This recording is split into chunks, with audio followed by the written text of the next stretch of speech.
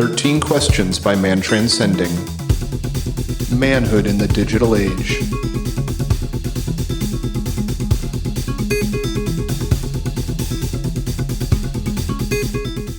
Welcome back to 13 Questions. Tonight's episode is Jared Murphy.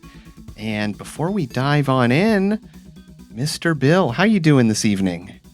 I'm doing great. It's really neat to be back podcasting. We've had a little bit of a lull in episode releases, but even just doing this intro, it's fun. So I'm happy to be here. Yes, absolutely. So how did you come across Mr. Murphy here? Yeah, I found Jared Murphy on Rockfin. Okay. Actually, he was a guest of Grammarica. I think it might have been an Outlaw episode because it was on, like I said, it was on Rockfin. I don't know, Grammarica's Outlaw feed is on Rockfin. So anyway, I saw him do an interview with the Grammarica boys, and I just liked the vibe I got off of him. And he's his work, It's Not Aliens, It's Us, is kind of something that speaks to me in just the sense of truth seeking in general, because we talk about it a little bit in the episode, but I've always been interested in archaeology, and Indiana Jones type thing has captured me since I was a kid, and that was something I tried to pursue into my college days, but that the anthropology degree wasn't available as a major at the time when I was going to school. They had it as a minor. And then by the time I was ready to graduate, or could graduate with a philosophy degree, I decided to do that and get out of school, as opposed to sticking around and finishing out the major with anthropology. But that all being aside, Jared's work is very intriguing to me. And so, yeah, I wanted to have him on the show. And it was a good conversation, and I got a lot out of it. We got to speaking or talking a little bit towards the end of the interview about the show in general, and he had some nice things to say, and we talked a little bit afterwards. So yeah, that's how I found Jared, was on Rockfin. He's got a channel on there also. Links should be in the show notes for that. So yeah, definitely check out his work after you listen to this episode. Another Rockfin find. Yeah, I hadn't heard about Rockfin until Grammarica, but it's been popping up everywhere in my stream lately. So nice to see the community grow. Yeah, and that's okay. So this kind of actually, Rockfin ties into my gratitude. So do you want to roll? Let's roll on in. Let's roll right into the gratitudes. I'll let you go first since you're already leading the way. Okay. You have the jingle? I was almost prepared. Gratitude,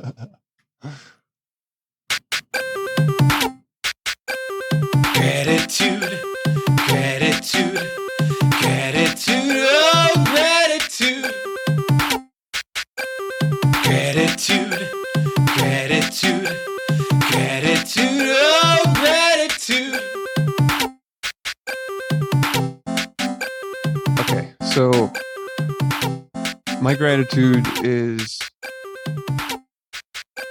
being grateful for the opportunity to be able to be a part of building a new economy, basically, or new media outlets, new sources of information. I think that I see Rockfin as a replacement for YouTube. I think that YouTube is on its way out, and I think that this future lays with projects and platforms such as Rockfin. And the more that we're able to build new systems that are free of censorship, I that's a great thing. It's what we need to do to progress, to advance as a society or whatever.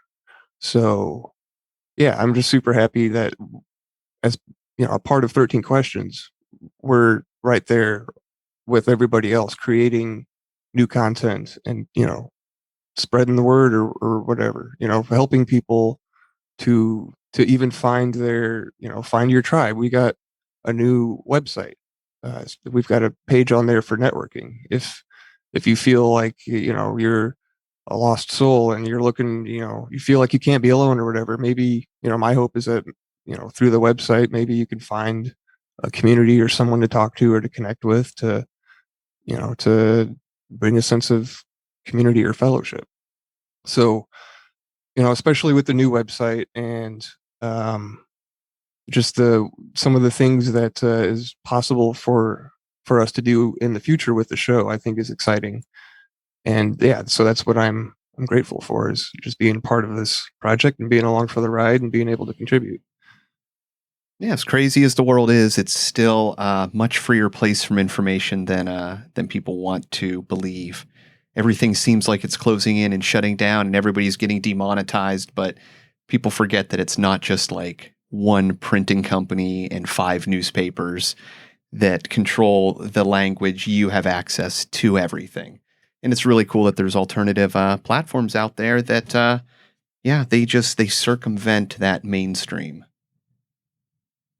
Yeah, and and we're trying to extend an invitation to everybody to be a part of the magic, to send us your guest suggestions or questions or recordings, and yeah, so because like I said, we're creating the new whatever it is. Like, we get to choose that and decide how it turns out. So it's just super exciting.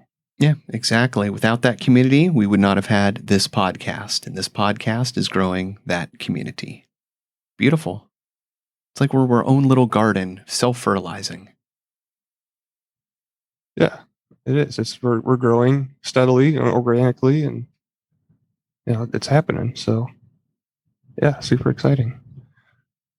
There's something else I was going to say, but it'll come to me later. What did you have on your mind? Very simply, the smell of rain. It's one of those things that it's a smell you can't quite explain. Scientifically, I've heard that it's ionization of the air as water's falling through, and I'm sure that there's a lot more intricacy to it than that, but it's a palpable, invigorating smell. And I love it. And I love that nature gives that to you. It's a very unique, how can water smell so differently when it's falling? Right? It is kind of interesting to think about. They say that the salt lamps are supposed to make the atmosphere feel like it's just rained. And I've got like 3 of those things around me, and they do not do that. But yeah, I get what you're talking about. It's been raining here a lot, actually. But yeah, so I think what I was going to say earlier, to tie it back into building a new system, was podcasting 2.0. Like, that's another example of the type of things that we as content producers, and even you as listeners, can participate in, by using a podcast 2.0 supported app to draw from Absolutely. that list.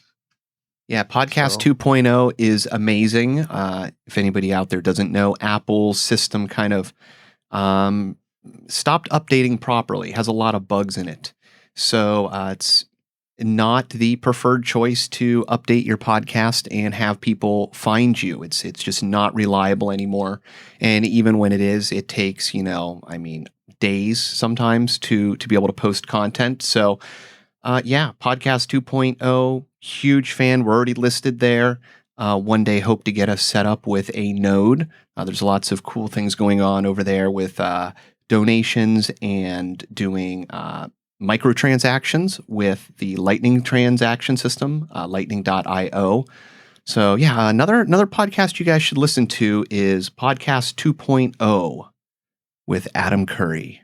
You get the entire lowdown on it. But yeah, one day I hope to get us spun up on a node and have people start being able to send us boostograms and set us up with chapters and do a bunch of really, really cool things. It's in the future, people. It's in the future. Yeah, it's part of building the new tomorrow, I guess. And speaking of that, we are a value for value podcast. This is something that Darren has a line that he says in Grammarica intros or outros. He says that people make the mistake that and assume that Grammarica is a free show, and he says no, that is value for value. So I think I might have to start stealing that line and using it here. Yeah, so because when we're building a new economy or a new tomorrow, like we have to support that with our dollars. You could vote with your money, basically. It's part of just conscious living and spending. Oh, exactly. Time. Do you want to consume the product that you want to consume, or do you want to be the product? Because if you're doing it for free with the algos within the system, you're getting funneled to things that are just going to try to get interactions and likes. And that type of content, it's not as honest. So when you find content that you like that doesn't support that type of a system, support it, because if you don't, it'll die on the vine. If you have a local store in your community run, and you want it to be around, if you can buy something there, don't buy it from Amazon. That's pretty simple. If you like it, keep it around. Yeah, and it'll make you feel good too, to know that you've supported something that you care about. That's right. I selfishly support Arcade High excessively with their albums, spreading their music all around. And I do that, A, because I want to support them, but B, because I want them to keep making music. And if they're not making money and able to make music, and they're off doing other jobs instead of putting their mind and their life into their passion, then I'm losing. I'm losing out. So, I want better music. I support that music. So yeah, pick your lost my train of thought there, but you get what I was saying. Pick your level, not pick your level of support, but consider. Oh, it's like you said. What's valuable to you? If you find value in it and you want more, you can make it happen. Time, talent, treasure. That's right. That's right. Treasure is your least, or your path of least resistance. Then we have recurring monthly subscriptions you can sign up for, or one-time donations. You pick the amount. Value for value, you get to decide. That's right. If you guys have a plant and you want it to live, you got to water it. Don't let us die on the vine. Bill, so what else do we have here for this evening? Well, I think that is it. Of course, we still got the Shungite affiliate link. If you guys are interested in Shungite, we've even got a little Shungite blurb on the website now. It's got its own page dedicated to Shungite to kind of explain what it is exactly, and Derek Condit's episode is also linked on that page. He is the owner of Mystical Wares, where Adam and I purchased our Shungite necklaces from. So if you're interested in that and want to support the show that way, you're in the market for Shungite, we do get 10% back off of whatever you buy there. So yeah, I think that does it. Yeah, if you guys want to contact the show, 13questionspodcast@gmail.com. And like Bill said, the website, you can also find ability to contact us through there, the 13questionspodcast.com.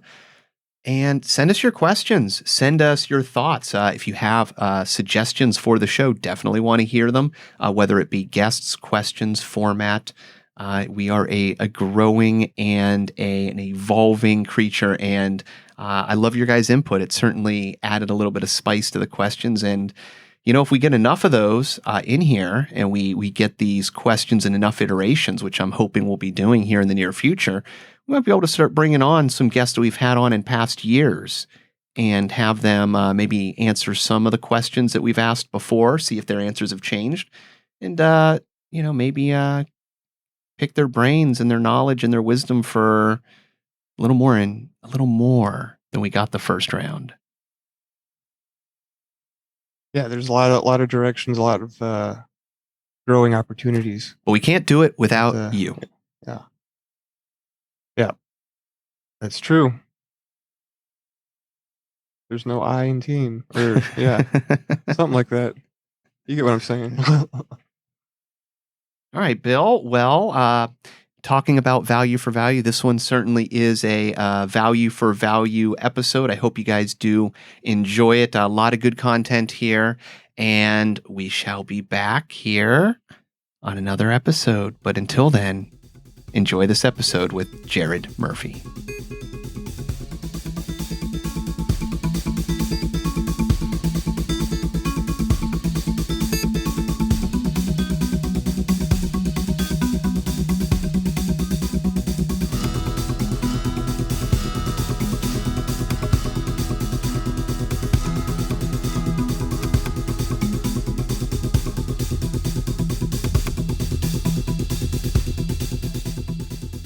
All right. Well, let's do it.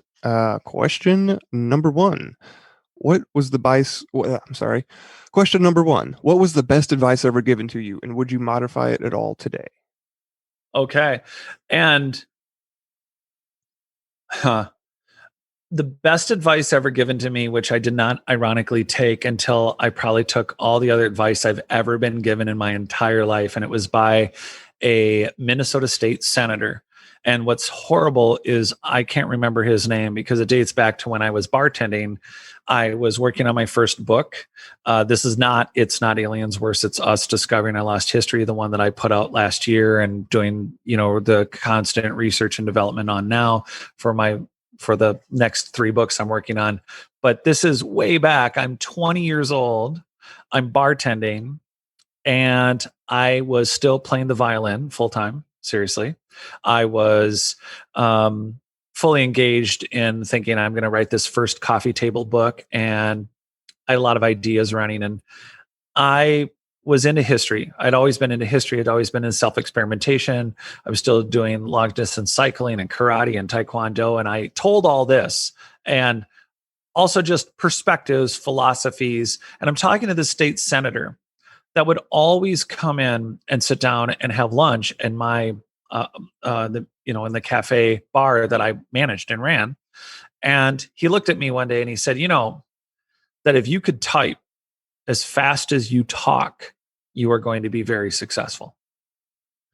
That was, and it wasn't that I can talk a lot. It was scope of subjects, the interest points. And this man was incredible. He had, lived through, when I met him in 1994, he was already in his 60s and he was a state legislator.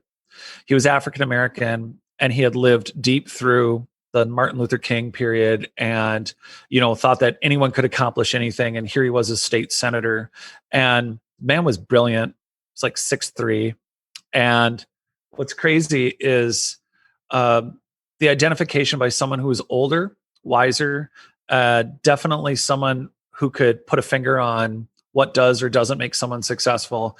And I didn't take it as seriously that conversationally I was good. I could go on endlessly in dialogue or just on a general topic, something of interest, but I didn't think that directly translated to writing.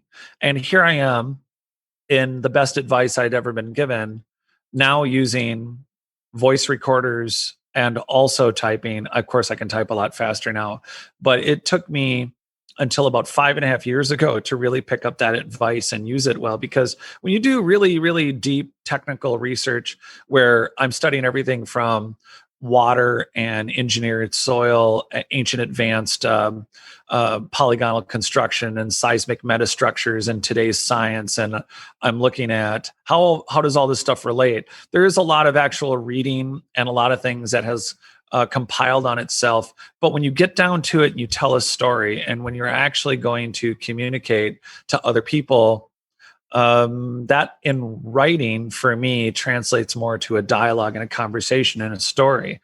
And in order to do that, you need to speak. And it was easier for me, I realized, to do that in dialogue than it is to write, because you can frequently tell anyone a story in a couple hours. You can't when you're writing. And it was such, now in retrospect, five years after I've really started on this endeavor full time, that speaking and getting those thoughts in a coherent format, that's another animal. But being able to dialogue that out to yourself as a sounding board in sound and just getting it on paper is really, really the right way to go at it. And it's been really some of the best advice I've ever gotten, and I didn't utilize it. I did contracting and remodeling. I did a lot of things that I've been very proud of over many years. But if I had taken that advice when I was working on that first book, if I had applied it really more regimentedly, if I had been more disciplined about it, and granted, we're talking about a 20-year-old bartender who's still playing the violin and looking at playing in the Minnesota Orchestra or like trying to decide what direction to go. I'd picked up my first property already, my first rental property, and I thought that I needed to build all these other things in my life, these peripheral successes.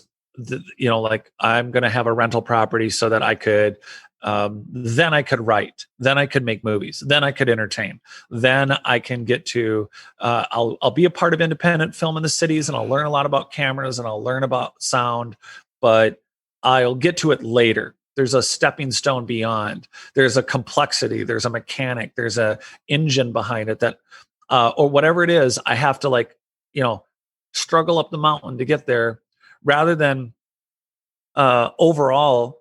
The best advice is really, I think, having people, wonderful human beings. It's not like I was friends with this state senator, but here's someone who is incredibly wise, incredibly brilliantly experienced, who had lived, through such a range of time, from the Korean War through what was some of our craziest successes in America and difficult times, to being where he was, to make an observation and be willing to share the observation.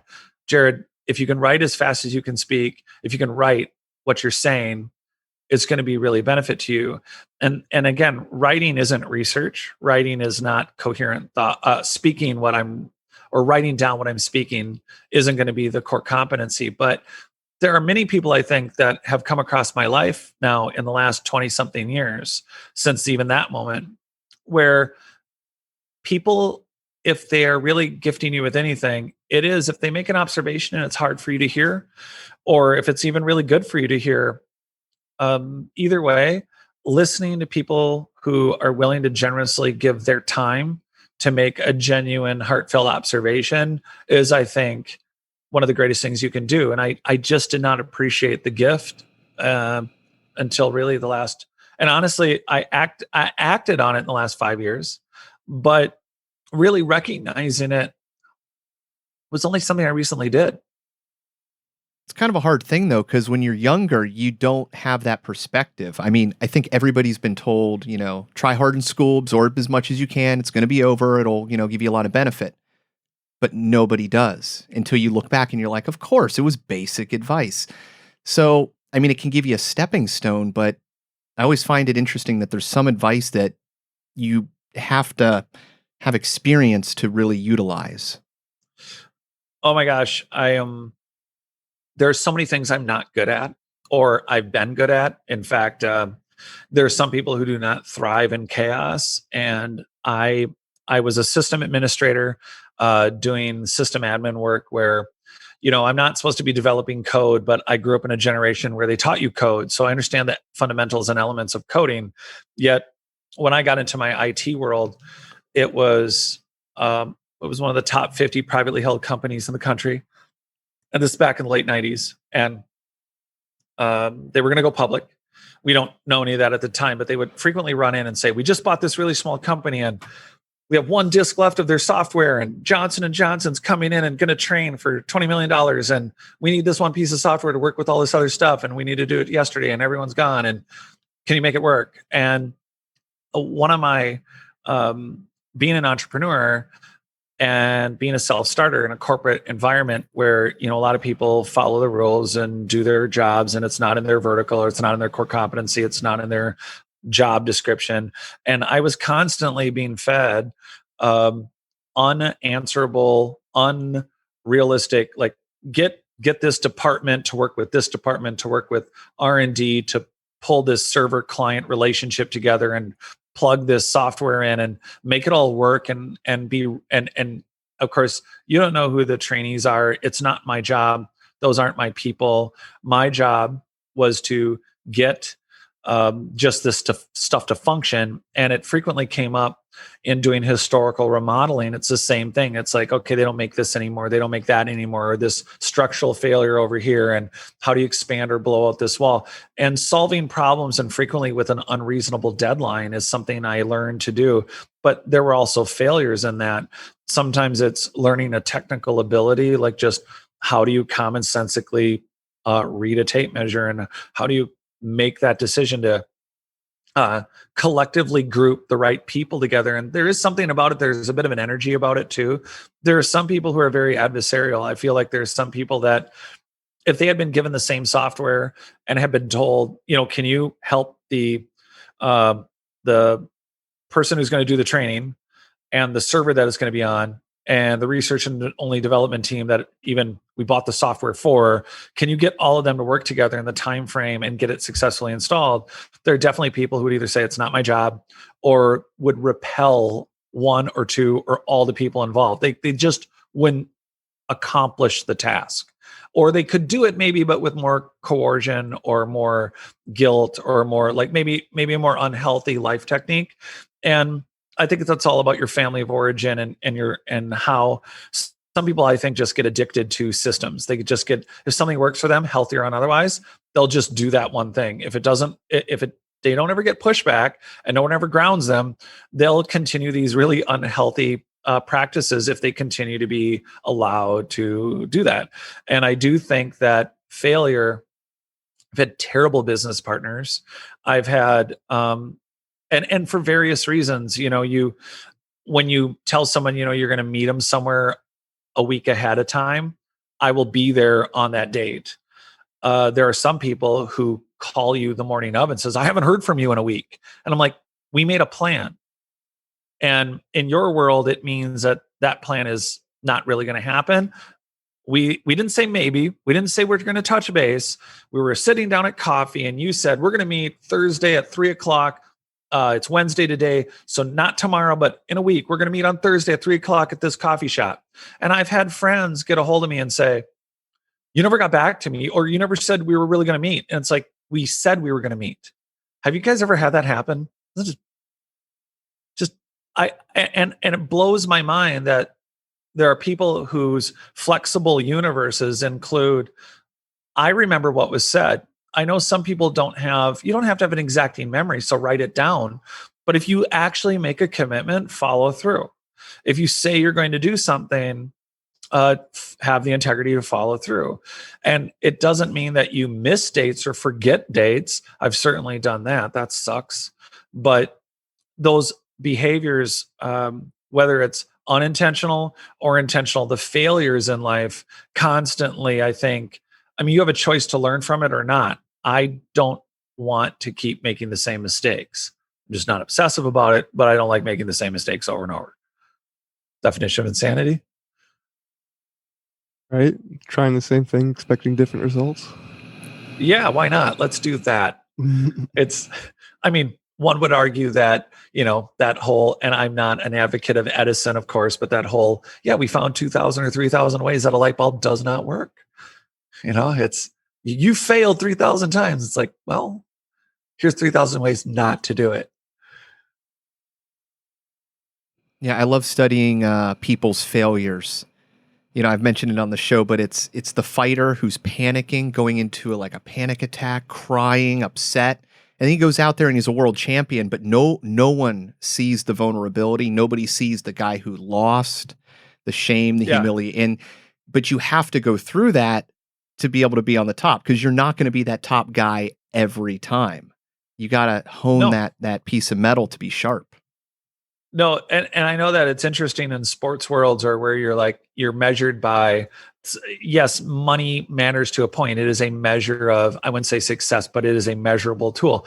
Degrees are a measurable tool. For some people, there are parameters where they learn, hey, this is something that judges me to be worthy or not, but it's not that simple. I mean, we can whole civilizations that had universities and awards have literally turned to dust. We don't have a society that hasn't yet, that isn't gone, where even everyone likes to talk cuneiform tablets. It comes up a lot in my world of ancient megalithic and research and stuff like that. Everyone loves to talk Sumerians. A lot of people don't know that besides having millions of cuneiform tablets that are not translated, the majority of what we do have and what is translated comes from an Assyrian king. And it's not really Sumer. It's in the area, kind of. But even what we have about one of our most famous alleged first societies post Younger Dryas is information from really an adjoining library.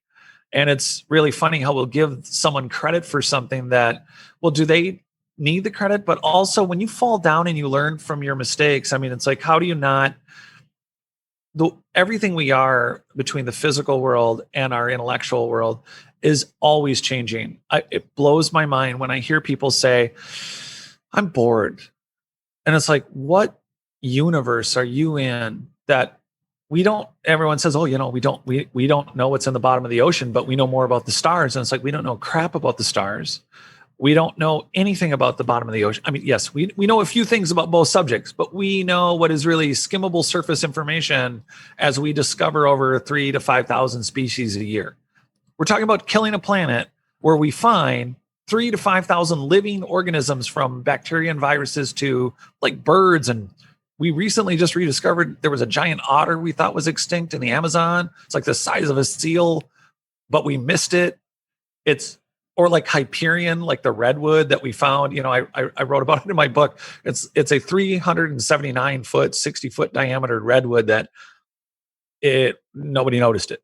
And so we live in this very selectively, depending on what lane you're in, and you say, well, in my world and in my experience, this is what is true. But you don't say that. What often you hear from people is, well, this is how it is. It's like, okay, everyone generalizes.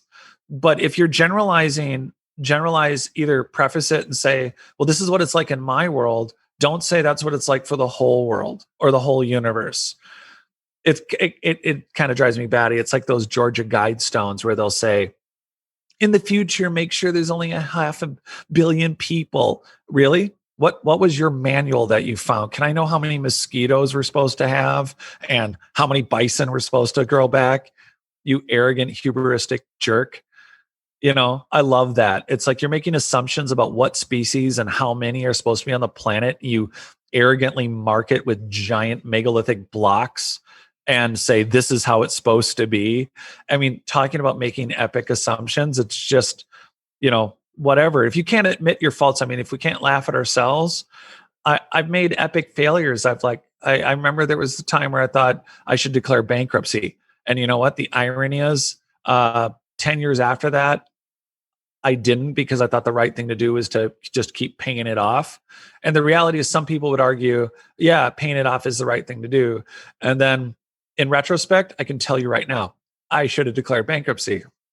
After that whole 06, 08 thing, I had owned a lot of real estate that was pre-fall. A lot of people, there was a freeze on lending in 2008, but I was part of that. I was flipping condos, and by flipping, I was doing extensive, complex, historical remodeling in some of the oldest areas of St. Paul. And so we're not talking like go paint like a TV show and be done in 3 weeks. We're talking like 9 months, a year, extensive lead, asbestos, mixing the new and the old. That is all something that is incredibly difficult to do. And I don't recommend it. I think new construction is the way to go. But oh my gosh, I got a bag handed to me. I was holding what should have been. I should have looked at that portfolio and went, "Where's the cancer? Sell this. Let this go back to the bank." I watched people around me worth a lot of money lose everything, get divorced. I mean, everything was falling apart between 06 and 08 and into 09, and then it came back around for me, and I thought, okay, this will keep going. And it's so easy, 2020 hindsight, to go, yeah, I should have seen this, or I should have seen that. And part of it is, what's the balance between hesitation and you're making a leap, or you're making an educated guess and it's the right one or the wrong one. And, here we are, right? I was in the So, general. I know that this might be a little off topic for the question, but since you brought up the cuneiform tablets and the translations from them actually came from an Assyrian king, did Zechariah Sitchin know, like, would he claim to be able to read and translate these things? What is your Yeah, I did. So it's interesting, you get in this field, and as I was doing research even way back, there's lots of people who are new to the subject and they get excited about Zechariah. They hear all about the Anunnaki, and a lot of what they hear is what Sitchin's had to say. And the problem is that nobody could fact check anybody. And yes, we're talking about the internet, but there is a lot of actual real information. There are databases of cuneiform tablets that you can all access. And you can even start translating them if you want. But back in the day, nobody could check him. So whatever he had to say was what he had to say. So my co-author and co-host and friend, Jen Deo, the archaeologist, her and I did a whole couple-hour show, which I think that's up. It may only be available on the member area of Not Aliens, and I should really put some of that up on either my YouTube channel or Rockfin. But I started getting conversations from people, and just like I saw when I started doing a lot of the initial research, there's a lot of, oh my gosh, you can just digress into the there's so many videos talking about his work and the Anunnaki and enslaving mankind. I want to bang my head on your brick wall that's right by your practical back there. And all I can tell you is that he mainly spent, here's the short, it's still worth watching our dialogue on this, but mostly what he did was he went after cylinder seals, and cylinder seals are very symbolic. So he interpreted cylinder seals as, here's what the Anunnaki are, and here's what they're saying. And yes, there's a mythology with the Anunnaki that are true. Is Nibiru a planet? No. Well, yes, maybe, but no is quite also a realistic answer. It's only mentioned X amount of times. There is the way that they describe the relationship between, if you're an interdimensional space traveling alien, in short, do you need to go anywhere and get gold out of a mine shaft? Think about that. You have full control of mitochondrial DNA, a programmable cellular level switching on and off, negative positives. You can do all that, but you can't come up with a 3D printer to through a couple nanotechnology micro machines together and make gold. It's just atoms. You don't need to go mine something from the earth. But Sitchin couldn't be questioned or challenged. And so we have a lot of people who are, and again, there's a spectrum. So, and again, we're banging on the blinky board is the way I always put it. You bang on the left, you get a yellow light or orange light. You bang on the right, you get a red light. And someone walks up in 1,000 years after you've been doing rituals and making magic and calling it druids and calling it fairies and, Merlin and, whatever, or a religion. And before you know it, somebody walks up and says, why are you banging on the control panel of a 747? That's a control panel. That's a 747. Somebody yells heretic, burns you at the stake. But what we have is a very complex biological system on this planet that I think is related to a very ancient engineered human race. And so we get different reactions. Some people call it paranormal. Some people call it, magic. And again, there is a collective human consciousness. The question is, when we bang on that and we get a response in our universe, some of us might identify it as spiritual, some of it might identify it as something alternative. And then people get into fairies and magic, and before you know it, they're wearing crystals and they're having a very spiritual relationship with what is really a very technical, not that it's not magical, but a very, very, very advanced ancient system. So what happens is what I found is that if you are open and passionate about history, this Zechariah crap ends up hitting people early and fast, because in the course of knowledge and nothing being deleted on the internet, you start learning about Zechariah, and then you suddenly have a whole dialogue and then there was a bunch of people who I will not name that through the 90s started publishing and producing a lot of video and literature along with Zechariah, where they're showing this extensive universe and galactic empire, and I mean, completely unsubstantiated, incredible leaps that are all about this relationship to the stories that Zechariah expanded on. You know, he took the original mythos from the Sumerians and then expanded it into this whole complex system that is, I mean, at a minimum nefarious. And again, it was his one trick pony. He just stayed at it, and it creates a fog of war. That's the issue with it. It makes it difficult for us to do our true. I think our history is a search and rescue, not a search and recovery. As we rescue our future, it directly relates to technology. It directly relates to our cellular systems. It directly relates to why are we 10 to 15% conscious now? And so Zechariah is a good question and a good point for people to be aware of. It's like you can run off to the internet and just Google, is Zechariah full of crap? Or you could put the question, is it true or not? Or is it fake news? Or however you want to Google it. You can pull it up either way. You know, you can hear, oh no, and this, but we don't have beyond those original mythos, of the translations we have. There are way too many stories about the Anunnaki that go beyond the original stories.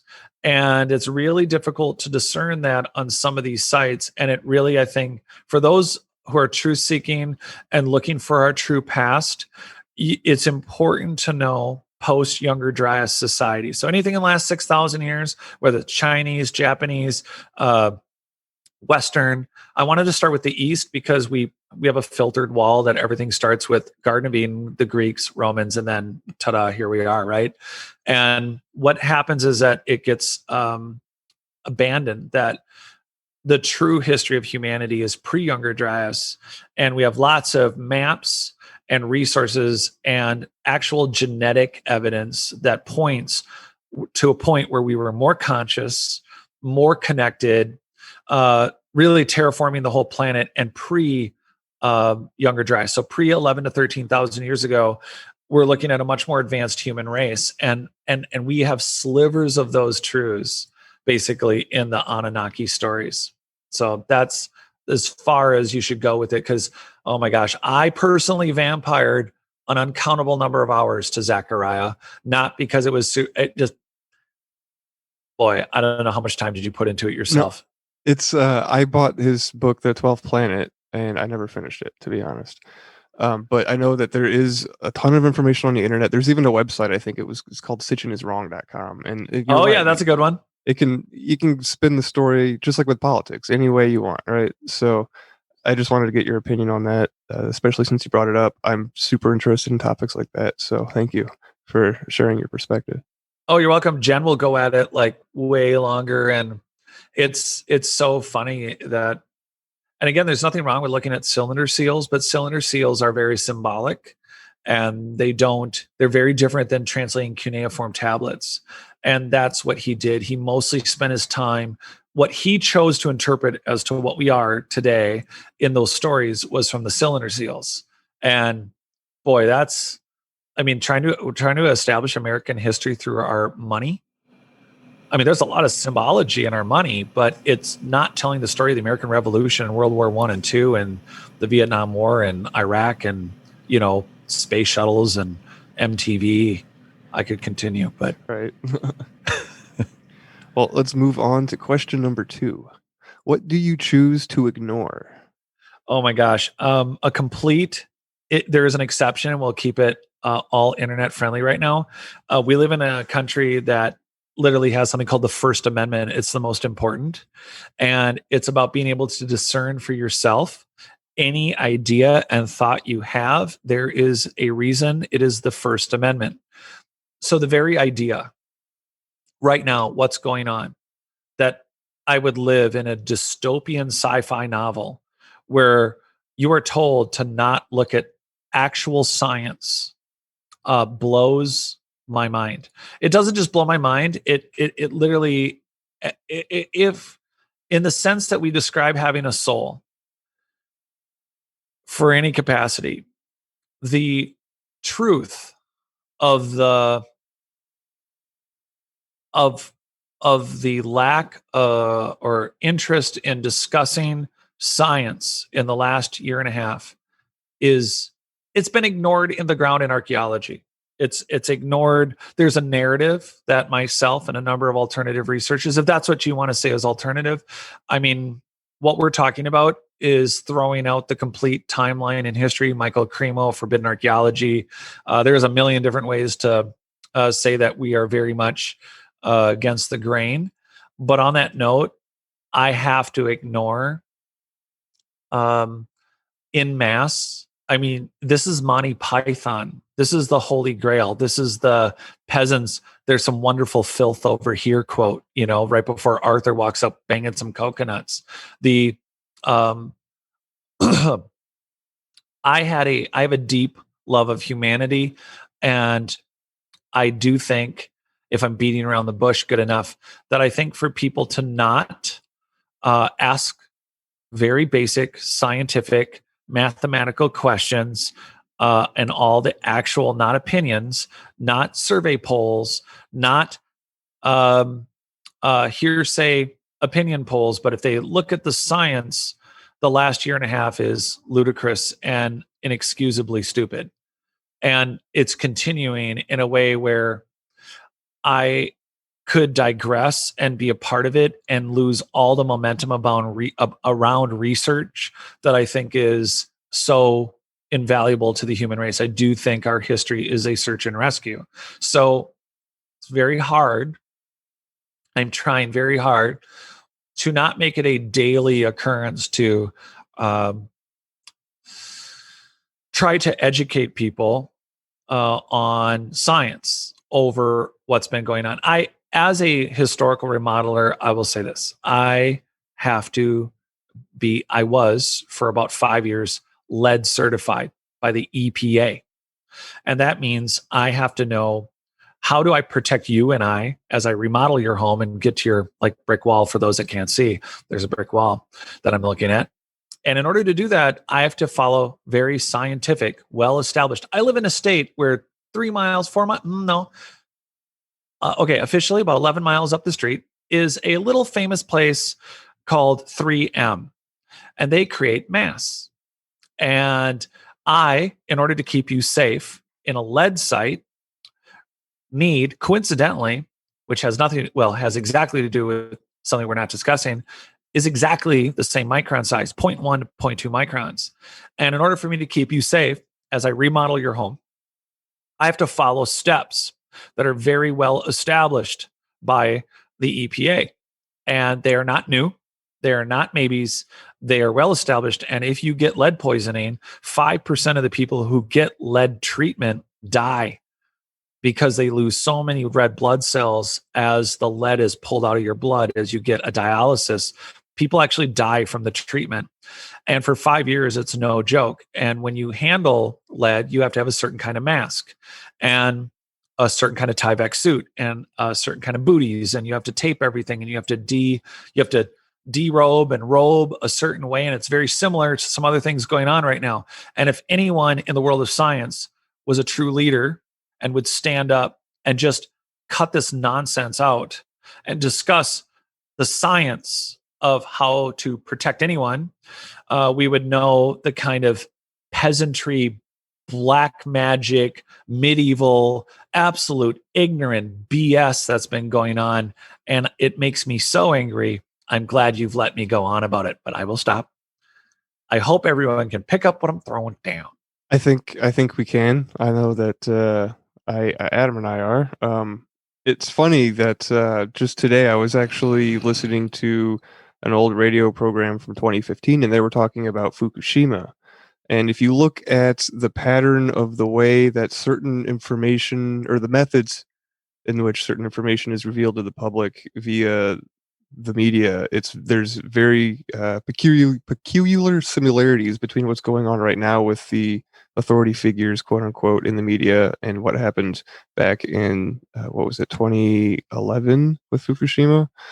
Yeah. So it's the same playbook, and people aren't picking up on it, and it's time that we do. So I have my literary agent is in London, and I get I have, thank God, I still have friends. I did a month of research in South Africa and I met some really amazing people. I stay in contact with them. I met some people from Mozambique. I stay in contact with them. And there are some other researchers that have been back to Egypt. I mean, well before this, like 3-4 months ago.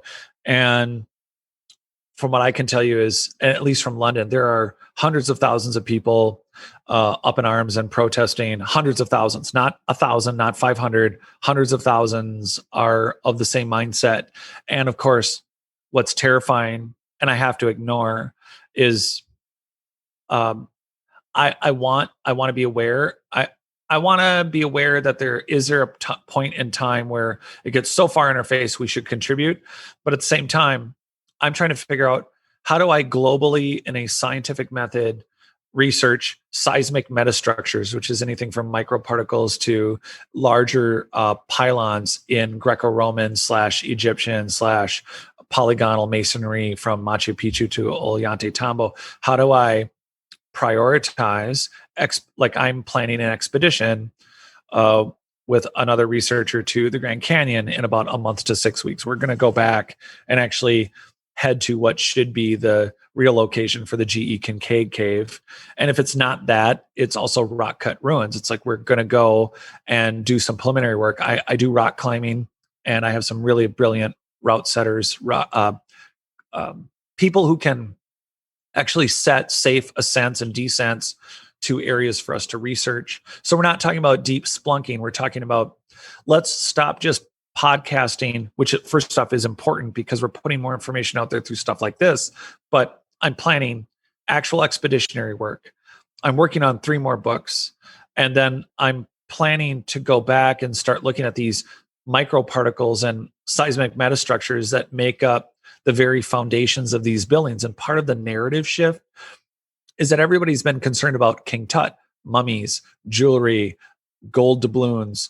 Those are all cool. Who doesn't want to be Indiana Jones, right? But nobody looks at a giant polygonal wall and says, well, okay, so maybe it's older than 5,000 or 6,000 years, but okay, yeah, but from a builder standpoint, what's it built on? How compacted? What machines were used to compact the soil? And what if it, like a modern construction, only has pre-compacted soil, clay, sand, whatever the hell, wherever you are, you pre-compact and then you build a foundational structure, unless you have a floating foundation. But other nerdy and technical stuff aside, I have to plan that work and how I'm going to go do the work and how I'm going to continue to share that work on podcasts and or shows and or in as I write about it and blog about it or whatever.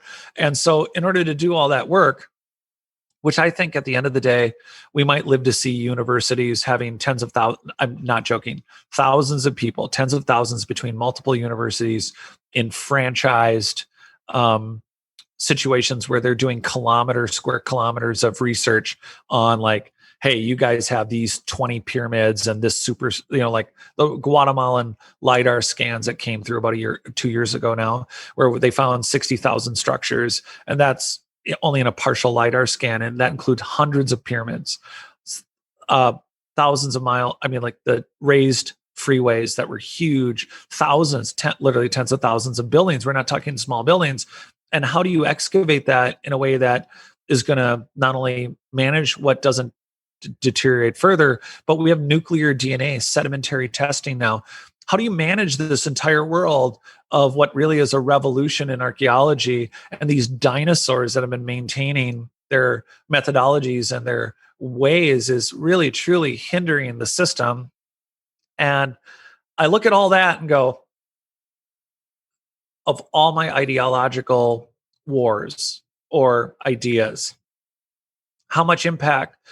I ask myself this every day. It's like there is and mind you, it could be a millisecond, it could be a few minutes, it could bother me throughout the day, but I look at the situation we're in now and I think, how can I truly contribute to a positive revolution? How can I truly positively contribute in a way that educates, creates a positive, I'm trying to work around the editorial of the subject, but I don't know it's kind of like arguing with somebody about 8 of the 10, like if you're paleo, I'm into being paleo.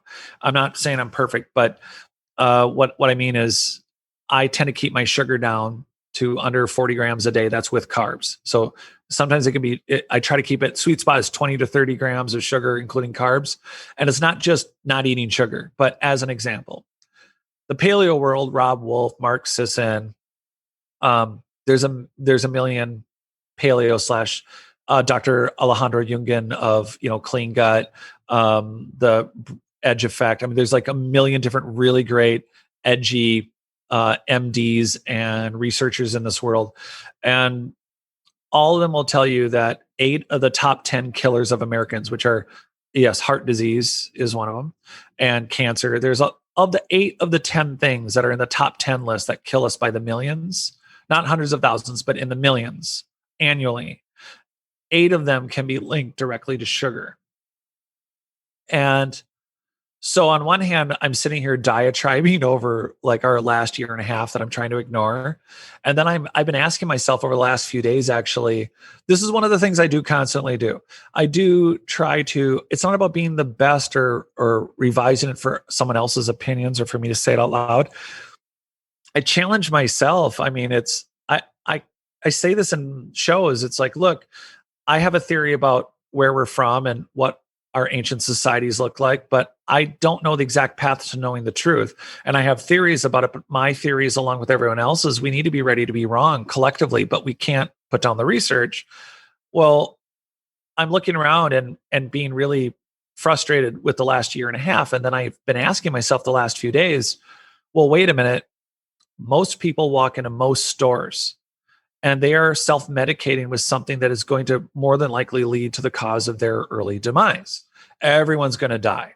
But a lot of people will say, so why does it matter to be, like they'll ask me, like, why eat better? Not that I don't love scotch or whiskey. So in my face, right? But people will like, why do you want to eat better? You're just going to die. What? I mean, I'm going to eat all the stuff I want. I'm going to live, you're going to live 2 years longer than me.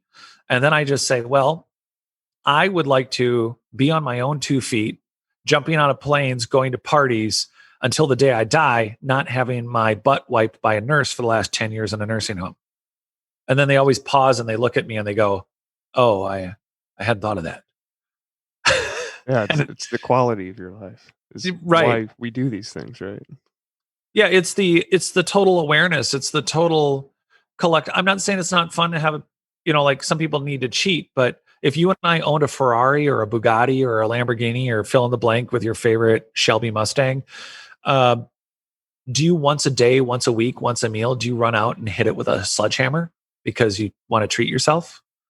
Would you ever put gas in the oil or oil in the transmission fluid or transmission fluid in the radiator fluid? Would you ever do that with that car? Yet, we eat things that literally aren't food. We surround ourselves and live, and we think, oh, brain entrainment would be neat. Well, no, it's a necessity. Your alpha, beta, theta, your brain waves and wired Tibetan bowls and these mantras. Why do we know just a smidgen of cymatics? As we get kitschy and I talk a lot about sound waves and frequencies and it's a big subject now in the alternative history world. And as we're rediscovering, archaeoacoustics is even a mainstream thing.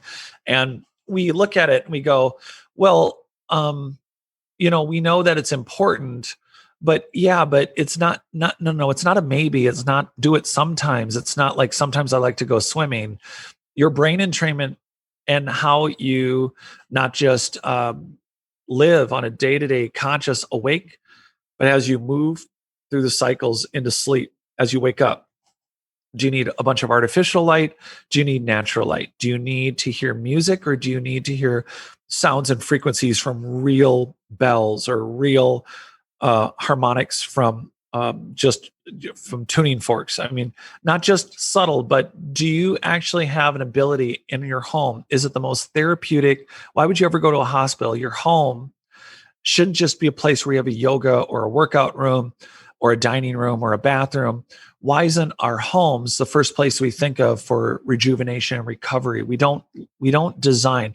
We think feng shui, that's kitschy. We think cool sofa, great mood lighting, good view. that is part of it. But what you smell, is it an aloe vera? Is it an essential oil? Is it the frequency of the living plant? Is it that combination of the sound and frequency of the water? Actually, not just that you have a waterfall from a little fountain, but what are the frequencies you're dealing with? And then as you move in through your life, how are you exercising all of it? Part of this great experiment, and the questions that I have for it as I write, when I say part of my bio is self-experimenter, and actually this is the longest I've actually ever been able to answer this question, and I like this, is to constantly apply the lighting, sound.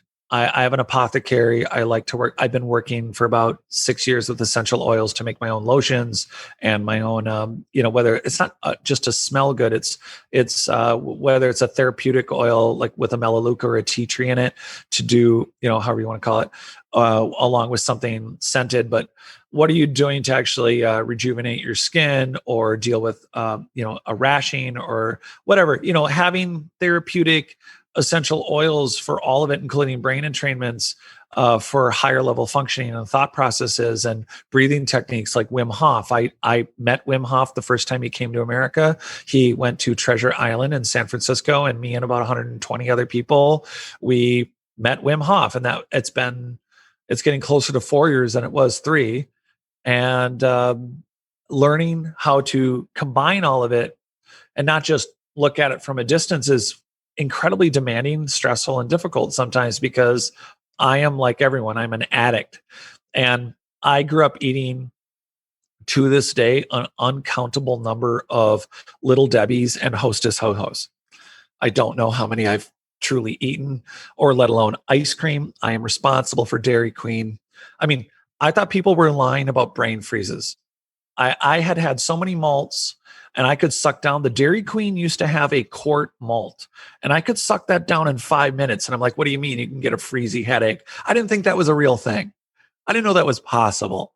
I'm pretty sure I could get one now. I'd probably have diabetes too. I haven't had that much sugar in a decade or more, but I was an addict like everyone else. And it's really hard to not, I'm not going to give up cider or having a whiskey or a scotch, but to the point of not banging on the steering wheel or hitting the engine block with a sledgehammer or just hitting a fender. Again, we would never do that with a Ferrari. We would never mix the fluids. But yet with the human body and the human mind, we have these deplorable standards. And I do think that a lot of it is our traditions and our methodologies for how we teach ourselves and each other and what we accept on our day-to-day lifestyle. And I am always wondering, I'm not going to be the first person. I mean, I wear a lot of sandals and do zero shoes, and I do a lot of barefoot stuff, but I'm not the guy you look at automatically and go, oh, he's a super hippie. And then I somehow turned into I have a nobody's going to see this, but, through this last year and a half, I would go places and they're like, hey, we're not taking sustainable mugs right now. And I would be like, okay, well, could you give me a to-go cup, but with no lid, no straw? I have my own straw. I have my own, I have my own stuff. Can you just pour this into my cup? Or, to try to minimize that impact. I mean, living a lifestyle that doesn't just show that you're woke or that you are virtue signaling it should have never come down to that, but it feels like that's what's happened with a lot of people who I have friends that are artists, and it's been incredible where these people were the rogue dissidents who were all about showing that they were rebelling.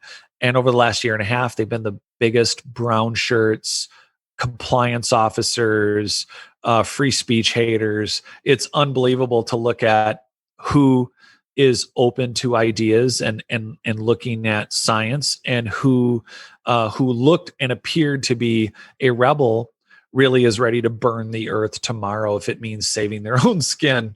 It's been quite that part for me has been very interesting also to see that. But at the same time, living a better way for myself, teaching yourself that, and moving towards what would ultimately be a I don't think that there's any hilltop that I can individually stand on and say, hey, the air is cleaner and crisper up where I am. I feel like we all have these like hills and valleys that are a lot like an EKG, where not only does it flatline, it can like drop below the baseline.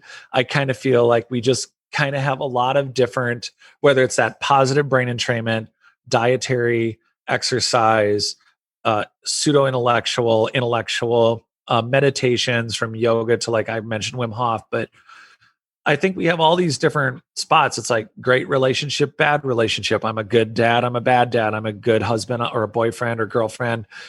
I think we all have these ebb and flows where we can fire a number of cylinders, but I don't know of anyone personally, and I'm not seeking a guru out.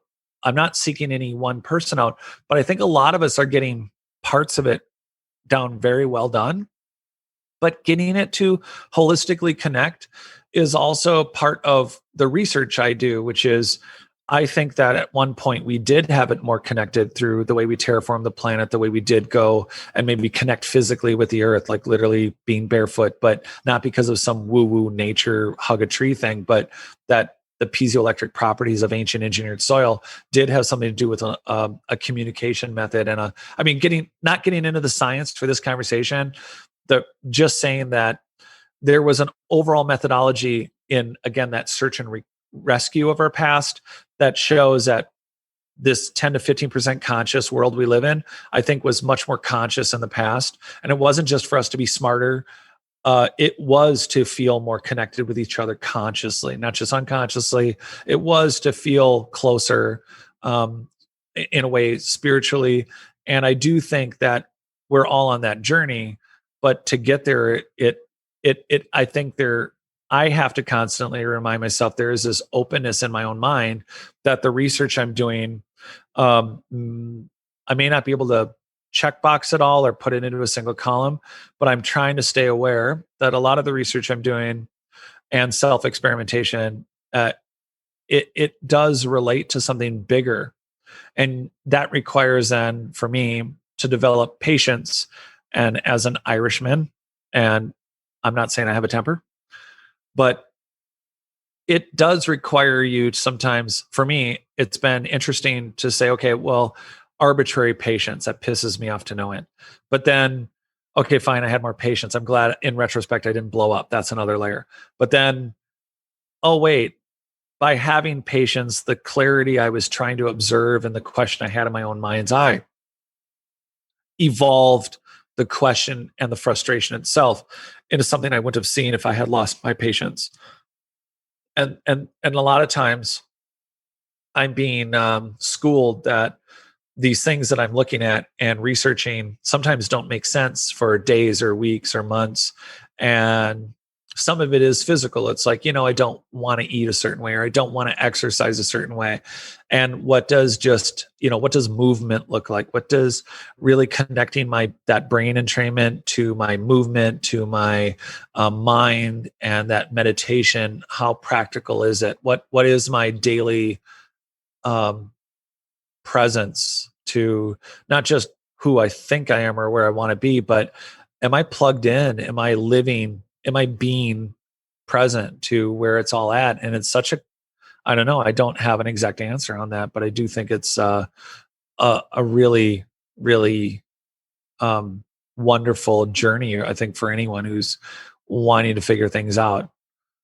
And that kind of reminds me of a bonus question that might come up at the end. Sure. We have time. But let's move on to question 3. What book has been most influential in your life and why? That's a trick question. I grew up Irish Catholic. Here's why. So one could say the Bible. And why? Because I was told it was, the Bible, and it was the story of us, and it was the story of our spiritual life. It was the story of everything. And that's it. Capstone, done. And if you don't have, and then of course, if you have any questions, just refer to the book or a spiritual leader who can later tell you have too many questions, have more faith. That, in short, just gave you my entire life history. as I am growing up, and I'm fascinated by archaeology and history, and I had questions. And as usual, I think a lot of people's experiences, they didn't have answers. So I went looking for answers. And then I learned about how this book was written. I mean, like the Elohist, the Yahwehist, the Deuteronomist, when you look at the sayings of Jesus, when you look at the construction, it's not something taught. It's ironically separated for seminary, and you can't even construct the questions. And once you understand them and you do talk to someone who does the deep research, it's phenomenal to hear them say, yeah, I know all those details. I know there might be 4 or 5 authors to Mark, and I know that there might be 9 authors to John. And sometimes you just have to quit and you got to believe. And it was partially because of that, because it affects you on a spiritual level and what you think you're doing, connecting to the universe. And it's about meanings of people who are close to you and their death. And so for me, it's not a simple pragmatic question or scientific one where you say, I'm having a conversation right now about being an atheist or disproving the Bible. That's not the point. The point is, why were people so vehemently against me asking questions? And the psychology behind it, and the power sources behind it, and the world that opens up when you choose to not take no and not accept no on those questions. And when you start to actually do the research, led me to seeing an entire world that's right there. It's literally hidden in plain sight. Scott Walter talks about that on the, he's almost got it coined down. I almost feel like it's his personal franchise catchphrase. But that book, the way people related to it, and when I had my questions, really pushed me into a world of discovery, which leads me to what is the most mind-bending and where we're at. And I think that currently, for all the brilliant stories out there that I could say, if you're stuck on an island, if you're going to be entertained for the rest of your life, I could name off a few books. I will, bonus, but first I would say The Singularity is Near by Ray Kurzweil. Although they say it's the most important book written since the Bible. And they're always right. But Kurzweil is one of the Google University founders. He owns, he's like a modern Leonardo da Vinci. He's an inventor. He's the reason they even have a Google University. But his explanation for people to understand nanotechnology and the idea of the meshing of machine and man, I think is one of the first books written in modern times that really explains not just blurred lines, but the morals and the ethics and the complexity of what it really means to be alive. And it helps answer some spiritual questions. For instance, one would be just you and I, if we talk in, it used to be a month to 6 months or 3 months, and then it turned into 6 months. But basically every cell in your body is replaced. And what makes you, you? If every cell in your body is replaced and is new every few months to a year, then what makes you, you? And that, other than a spiritual script for me, forces you to start looking at what really is death, what is really life, what awareness level and the complexities of how we are going to live in this world. All of that is affected by those concepts. And we have a lot of spiritual, all of us, depending on our family of origin story, particularly mine, have this, we all have this who, what, where, when, and why about whether or not, what happened to grandma and what happened to my favorite pet when it died. And those are tied, in my case, to growing up Irish Catholic, and growing up with those questions that nobody would answer or would deflect from me and not answer. And that's what blew my mind, is that I had questions that people would get angry that I even had the question. And you don't realize the fear people have until you're experiencing it. And at first I thought I was ashamed to ask questions because, well, obviously I've upset this. I don't want to upset people. I upset somebody so much because I asked why they think there's a God, or why do they think this book is true. And this sentence over here doesn't at all jive with this sentence over here. And your explanation of a book that was published in 2000 isn't the same as the explanation of this organization that literally said, we're editing this in 1260, and this Franciscan monk literally said, I'm changing this.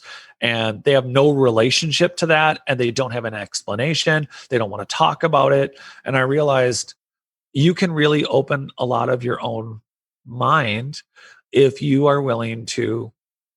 It's a salvation that I found in having questions that people wouldn't answer, but not accepting no and chasing those questions. And that is invaluable to me. So I really credit that to the Bible, but then modern spiritual and even our relationship with the collegiate and or academic system that we have now and the paradigms we have now with knowledge are founded in a system that relates to that relationship to Western religion, but it also relates in the way that we've handled academia and the methodology of academic hubris. And I feel like Kurzweil's work is one of the first ones that when you look at the realities of what's in it in reference to our ability to maybe live indefinitely, cellular level repair, nanotechnology, and where it was even in 2008, and what is philosophically projected as to where we're going, I think that those are two very good headspaces to be in. So as bonus round, I'm only going to list it for everyone. So go back. The trilogy of the Old Man's War, Hyperion, the first 4 books, and Old Man, Forever War, the Forever War. Those are some books that I think, and of course, Asimov's entire iRobot through Foundation series with the Galactic novels in the middle. That's a 17-book series. I think really reflects our society and really reflects the life cycle of generational civilization. And that's what that was about. And I think all the novels I just listed are some of my favorites ever. And I recently just finished the Asimov series for a second time, just for funsies. How old were you when you first read through it? I missed that. It was, how old was I? What? Oh, how old were you when you first read through the series? When I first read the Foundation series, it's interesting. It wasn't when I was younger. I actually didn't. I read it in my early 30s. I actually didn't read it. I didn't read it till I was older because I thought that I thought the Robot series and the Foundation series were separate. And it's Asimov himself that if you get Prelude to Foundation, he has an opening where he's like, look, I wrote all these over my entire lifetime and here's the true order of them all. It's very confusing for people, anyone, even if you love Asimov, to where do you put forward the Foundation when the very last book period is Foundation and Earth. And the very first book is iRobot with Caves of Steel coming second. And then the Galactic novels with the Currents of Space and the Stars Like Dust. I mean, there's 3 of them in the middle, but you put them all together, it's one long series. And I didn't know that. So I did read, I thought I was going to get into it. I read the first Foundation book the first time, I think, when I was actually 16 or 17. And I think not knowing, I put it down because I was reading other things. And I thought, I don't know, it just didn't connect with me when I read it the first time at all. I think I was maybe even bored with it. I'm not even sure. I don't know what I was thinking. Now I've read the whole series twice. I own it. It's just silly. Why? What? Have you read it? No, I just find it interesting because for me, certain books are incredibly formative. So, when somebody mentions a really important book, especially a series like that, I just find it interesting to see where it appeared in your life, because obviously it can really lead to avenue changes in thought that really can reorder your world. Early literature for me was, my mom was big on us going to the library and reading. So I never not read, even when I was little. I was born in Germany. My dad was in the army. So I was born in Frankfurt. And the first 2 years, all I heard was German in my life. So ironically, I went to 5 years in high school, couldn't learn squat. Then we went back to Germany when I was 19. And all the words. You know how you hear foreign language and you might not understand any of it. It just sounds like it's completely mumbled. When it comes to German, I don't understand, but I hear every word. I just hear the language like I hear English, but I can't understand. I go back and it was like easier on me.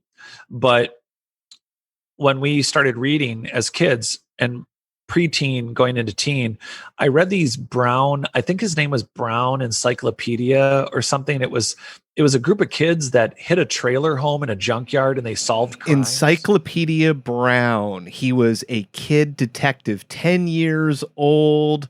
It's funny you say that. I dressed up for him as Halloween, and 3 nights ago I was going through all of my grade school stuff, and I found that costume. Yep, Encyclopedia Brown. I read all the books. Great little series for kids.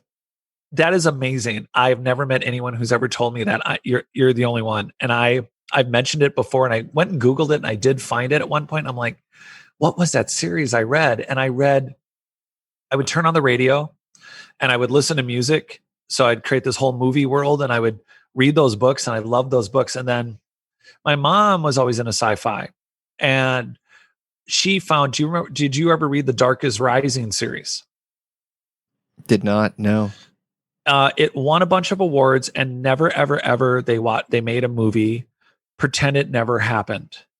For those who are true sci-fi nerds out there, what's the one that they took the title and then they took nothing else? Well, besides I, Robot with Will Smith. I'm not saying I don't like Will Smith, but like they just, it's like Lord of the Rings. You could take Asimov and, you have a character that's alive 25,000 years later and nobody wanted to run with that, and in a galactic human empire.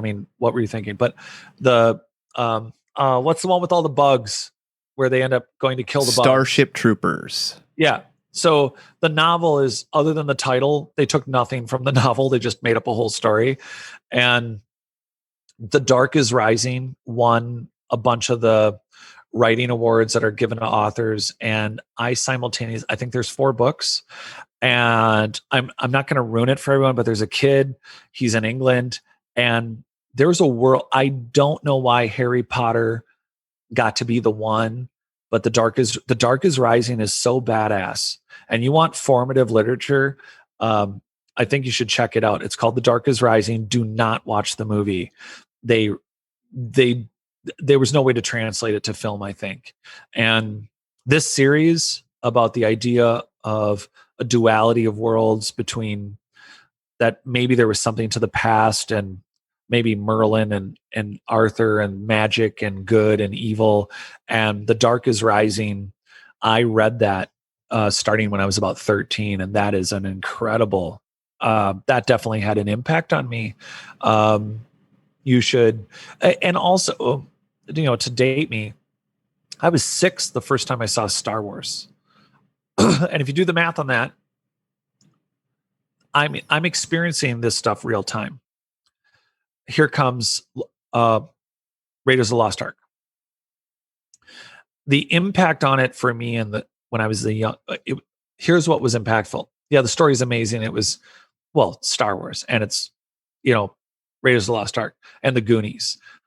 The impact was the stories themselves. The idea of archaeology and adventure for me hit me early, but something that really attracted me from the beginning was the audience, the energy in the audience, the idea of telling those kind of stories and being able to impact beyond the theater.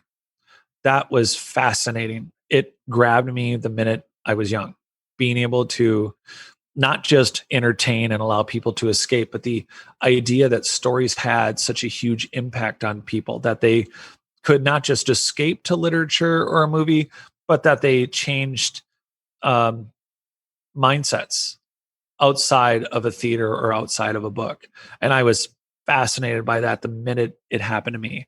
And I experienced that same sensation or feeling or thought process as you read some great literature. And I enjoyed, everyone has personal, I tried very early because I thought it was very important. I read the Scarlet Pimpernel, the original stories. It's like a brick. It's The Tale of Two Cities or David Copperfield, boring as hell. Oh my gosh. I read some of these things because I thought I had to because it was important, right? I owned the complete works of Shakespeare by the time I was 17. Oh my God.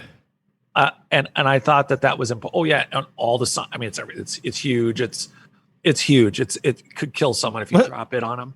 And all the plays, everything's in it, and it's very fascinating to go back, I guess, and look, did I just enjoy reading something for the sake of the escape, or was it part of that overall sensation that I could very much point to and identify within myself when it came to some stories were so well done, good or bad, I mean, sad or funny, that there was a genre of storytelling cinematically and in writing that just, I always, if I hit it, I knew what that sensation felt like. It was no different than hitting that really sweet spot in doing like a Wim Hof meditation. I think that all of those currents, I think, overlap, not in a woo-woo way, but I do think they overlap in these connective fields we have, collectively as the human race, collective consciousness, there's genetic memory. There's something that I think draws us to certain kinds of music. I think it is stored genetic memories of past, not your personal past experiences, but possibly collective consciousness past experiences. That's, I guess, a digression. But I do think there's something to your gut when you're drawn to some of this stuff. I don't think it's just because you like to tap your foot to it or completely reread it over and over. I can tell you right now, I've gotten like 10 people to read Hyperion after I was recommended it. That was just a few years ago. And Old Man's War, different animal, but the Asimov series is pretty spectacular. But that's modern. So keeping me back when I was young. Yeah, The Scarlet Pimpernel. I almost forgot that I read that. And it was that along with the Encyclopedia Brown stuff. The Dark is Rising is one heck of a thing. I've actually thought about rereading that. It's funny that you bring that up. I mean, just talk about the subject here, but I have thought about rereading it because the character development, it's so epic. And it incorporates cairns and standing stones and it does it. I mean, this was a series in the 80s and it's one hell of a thing. And it's just, again, how that got sidestepped, I don't know. Off topic. It's definitely some books to add to your reading list. At least I'm going to add to my reading list. Yeah, I would absolutely talk to you about it after you. Like it's phenomenal, and it's not just that. Oh, is that the agreement? No, it's the subject matter. It's so fun. It's so good. Right on. Where are we at? Well, we're going to move on to question 4. What rule do you have for yourself that you never break, and why do you think that it's important? I think it's ironic for all the things I just said. There's failures and screw-ups and everything else, but there's one thing I hate, and it's I know that I have the physical ability to be on time to meet friends.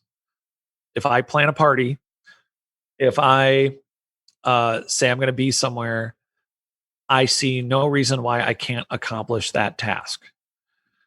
Which is ironic because some people will say that I used to be really late to stuff, but most of that is around the fact that I had condos and remodeling projects, and I was a landlord, and I was doing contracting, and so a lot of times I can tell you there's a number of contractors that they had plenty of work to do until I showed up.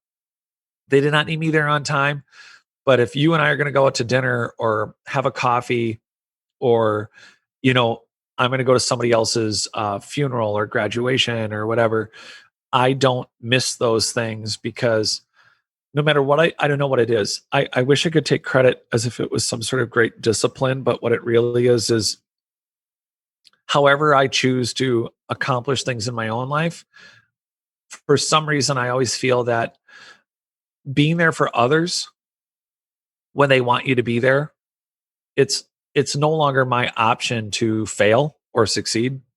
It's their party, it's their gathering, it's their wedding, it's their divorce, it's their soccer thing, it's their sporting thing, it's their hobby, it's whatever it is. Showing up for others is it's respect, it's also love, it's caring, it's concern, it's just being supportive. there are so many gifts you give by showing up for people when they request. And when, there's times to just show up, like certain funerals, there's certain things, it'd be okay if you don't go, but sometimes you should. There's some discernment there. But I think being on time, doesn't mean that I'm not saying like, hey, we're doing a remodel and it looks like it's being extended 2 or 3 or 4 months or whatever. That's not the same thing. I'm talking about just showing up for people. And it's something I hate not showing up for people. Not to the point where I'm going to sacrifice everything for myself. That's definitely when we can be punctual. It's definitely, it shows other people that treat others the way that you wanted to be treated, right? So if someone's gonna show up late to a meeting that I'm expecting them to be at, like I know that's gonna bother me, right? So why would I do that to someone else, right? If I were to ask your best friend, what is the one thing they would say you need to work on the most, and why? I talk too much.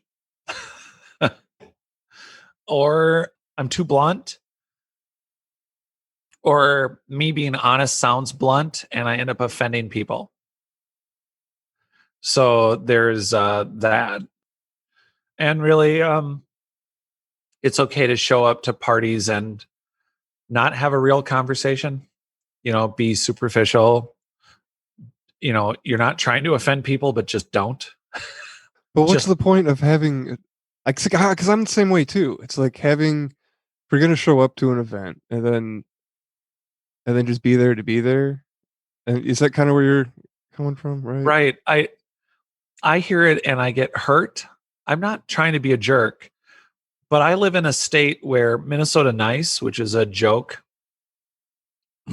When people say Minnesota nice, what they really mean is passive aggressive. You can know someone your entire lifetime and you'll never know that they're mad at you, and they'll be offended that you don't know, but they'll never tell you. It's this German, Nordic, Swedish thing where it's like, we're going to invite you, but we don't want you to come, but we're not going to tell you that, but we'll tell everyone else but you that, and you'll never know. And we'll be offended if you ever bring it up with us if you find out. And we'll consider you rude for asking the question that you just found out that I was offended by you. And I will never have that conversation with you, and I will always be offended even more that you even brought it up. That's Minnesota nice. And who has time for that? Navigating this world with real friends that are loyal and care about you. I want the best for the people in my life, and I want the best for most people. I mean, as far as encouraging people to be the best they can be, that's a really hard thing to do. And in order to be the best or to, it's not about tearing people down or saying, you got this problem, you better work on your fill in the blank. It's just, I would rather meet you.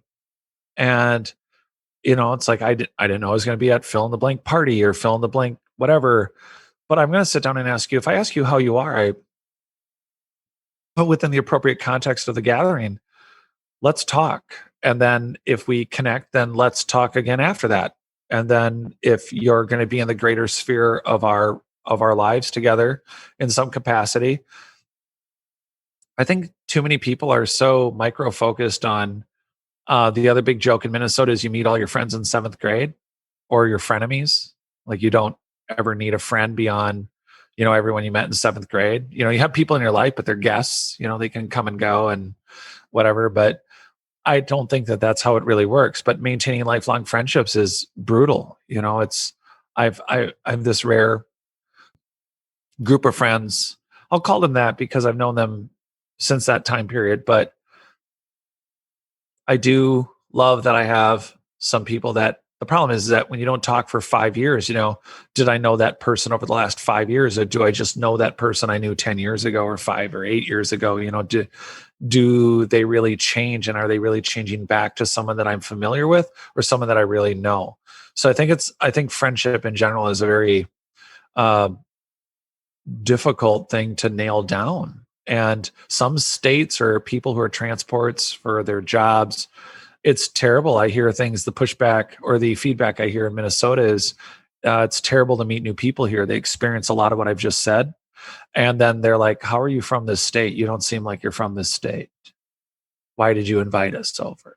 You know, and that is a difficult thing. So, but yeah, I don't think it's an unfair critique. You know, there are lots of people who go to parties, they go for the whole time and nobody knows anything about them.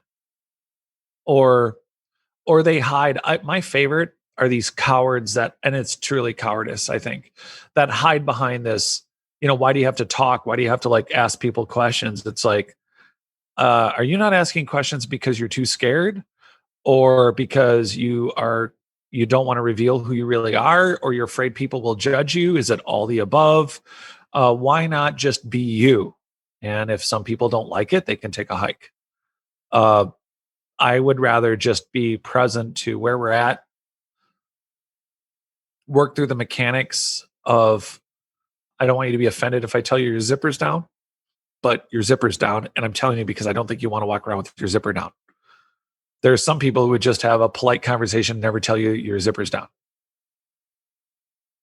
Maybe if it was just the two of us sitting at a table, sure. But if you're about to grab another coffee from the barista, I probably might tell you your zipper's down. Right. You know, but so many people get offended by that. They do. I mean, everybody's, you know, walks to the beat of their own drum. But from my experience, I appreciate those people, not only because of people that are open, you know, quote unquote, too blunt or honest or whatever, but it's because they don't make good BSers either. Like, those people don't know how to lie, right? No. People. So what I'm saying is that you can get a good feel for. I mean, that's why I invited you on the show, because I got good vibes from you listening off of Gramerica's Rockfin channel. So, yeah, so I just agree with you. Yeah. All right, question. Well, look at us efficiently going through a question. Well, we got it right. It just took us. Yeah. Stay tuned, and then later in this episode, Jared gets a question down quickly. All right. Question number 6. What turns you on creatively, spiritually, or emotionally? So refer back to all the things we've already discussed. And there's a never-ending question about when you're doing research. You know, I'm lucky in that I have an interest in not just our past, but our future. And in order to know both, they have overlapping questions. So whether it's the world of movement and physical fitness and climbing and Wim Hof and the breathing technique and being cold and activating your immune responses, and how does that all fit into our history as maybe being more conscious, you know, 90, 100% conscious humans? How does that relate to home and structures that we call our personal living? Did we live like this in the past? And then what kind of water, what kind of clothing, what kind of those brain entrainments, lighting, all those things that we talk about, all those questions. And as you discover answers and you do interviews and you connect more dots, connecting dots is incredibly empowering and inspiring and addictive. The more you put some dots together, the more you see the weave and the webbing and the fabric coming together. And it's quite spectacular to not only see it from contextually from digging up or looking at our past, but the technologies we're applying to do it in itself represent technologies of the future, which include, maybe people might want to assume, their computers or cell phones or cable or satellite TV or their new cars, but kind of the same thing. So I do like new technology, also how it applies to the past. And, you know, there's a lot of really creative people doing a lot of creative stuff. And then when I meet socially, there's a lot of good energy to draw from good people. And part of that is their experiences. So your personal stories, I get very excited and interested in people personally and their stories, because they're part of that collective consciousness. And it's not just hearing someone else's perspective, but what you've done to struggle, or like even the concept behind the podcast, learning from others just casually at a party or at a gathering or for coffee. You can get so many things and benefits personally. I mean, for me, it's exciting to, instead of turning on a Hulu or Netflix or Amazon, which I'm guilty of having all the above because they're great.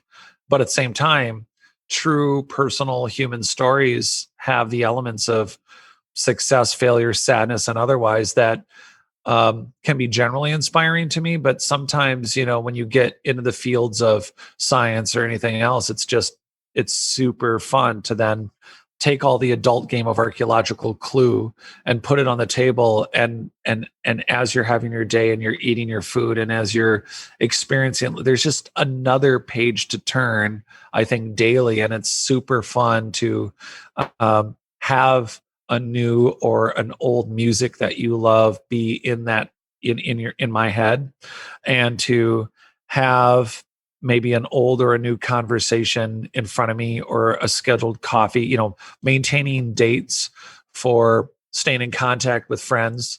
I have friends that are in their 70s and 80s, and I have friends that are 20, and so to maintain not just, hey, do you want to have coffee and chat about your flat tire? I'm sorry you got a flat tire, but how is your relationship? How is your personal successes? What are you reading? What are you doing with your life? I mean, there are very important questions you can ask people.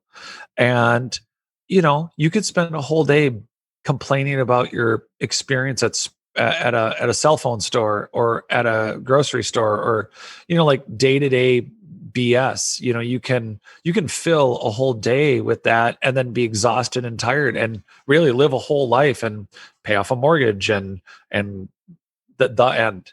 And I think that where you live kind of determines how happy you are in your own mind. If your whole day is just made up of, I hit a traffic jam and I can describe to you everything in the traffic jam, but I can't tell you about the music I was listening to and where it put my head. And it sent me off thinking about this thing that I did when I was in 8th grade, or what I was going to do. There's so many different places your mind and your body could be.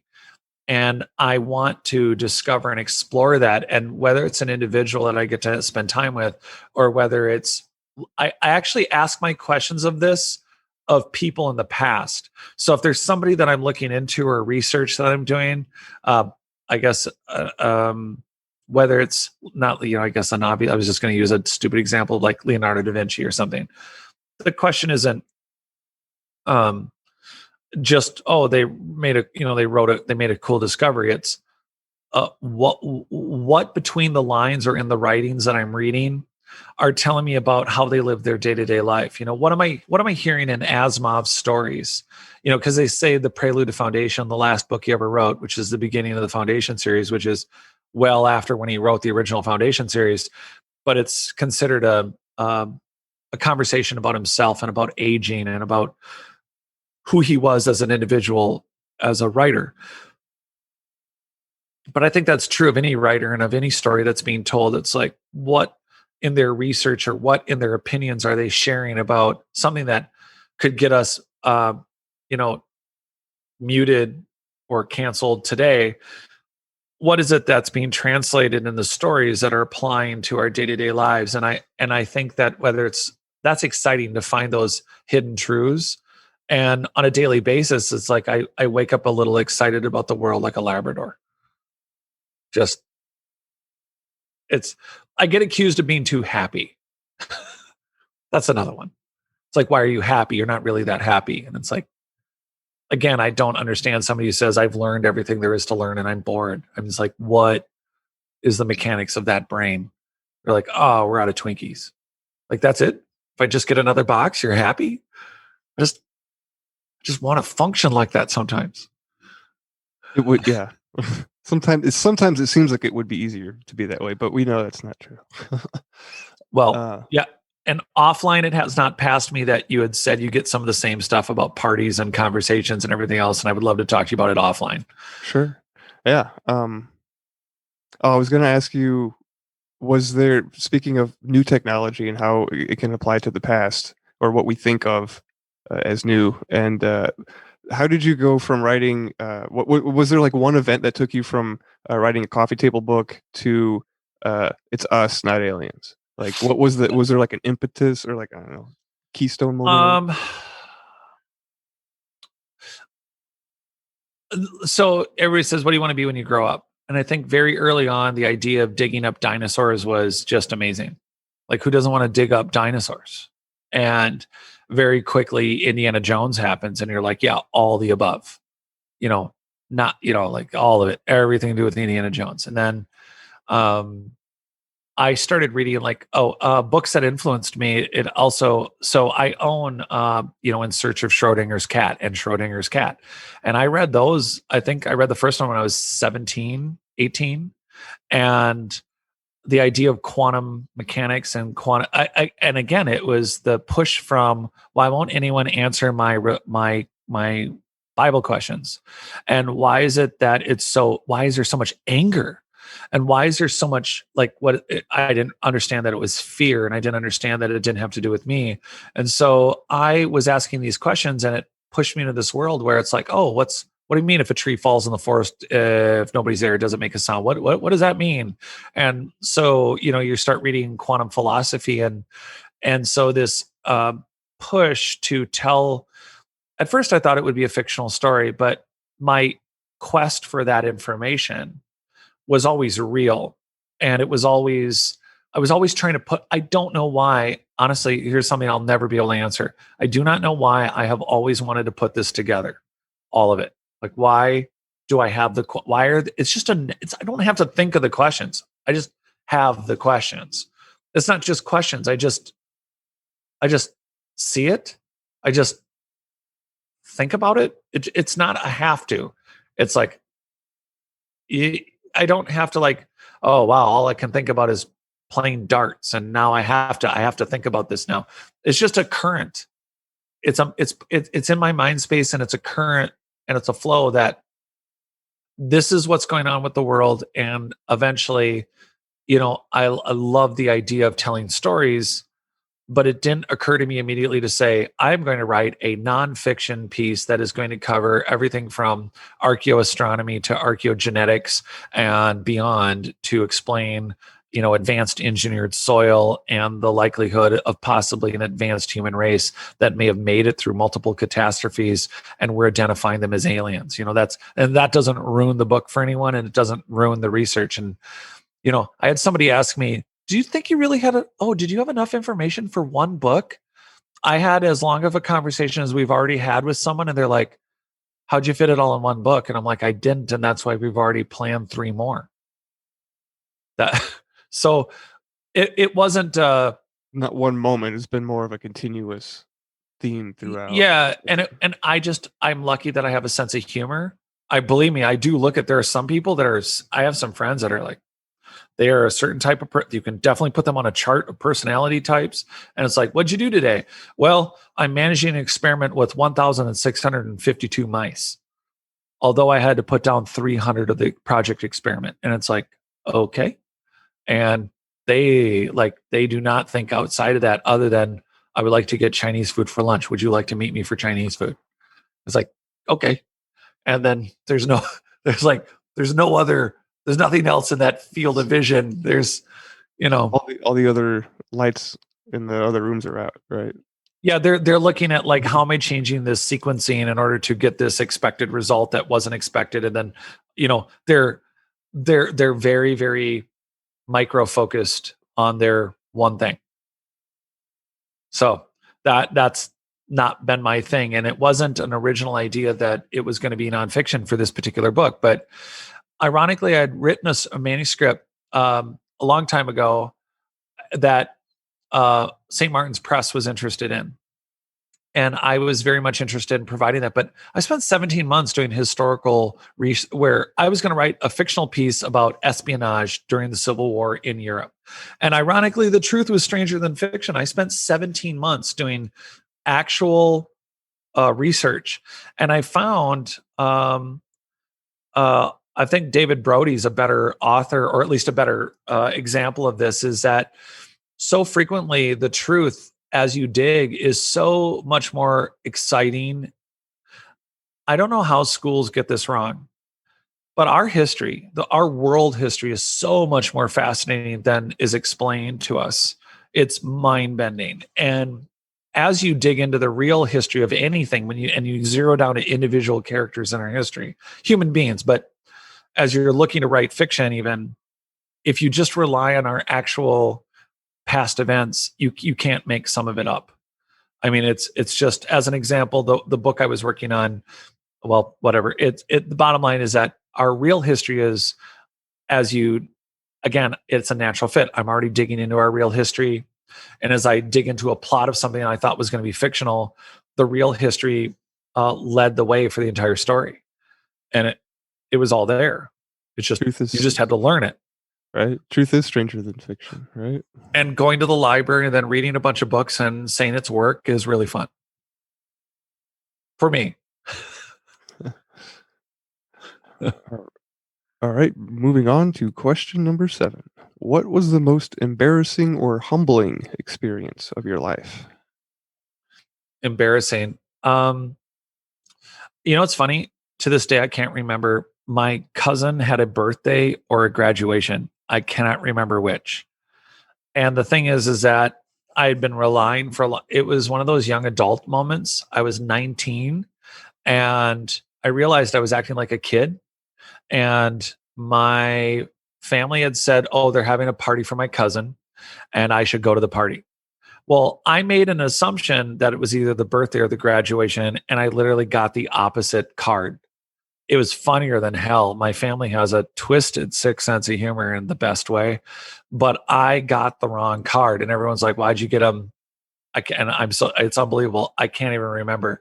I can remember the very sick feeling I had of being utterly embarrassed that I wasn't like, why did I not know that it was my cousin's birthday or graduation? How did I not know this?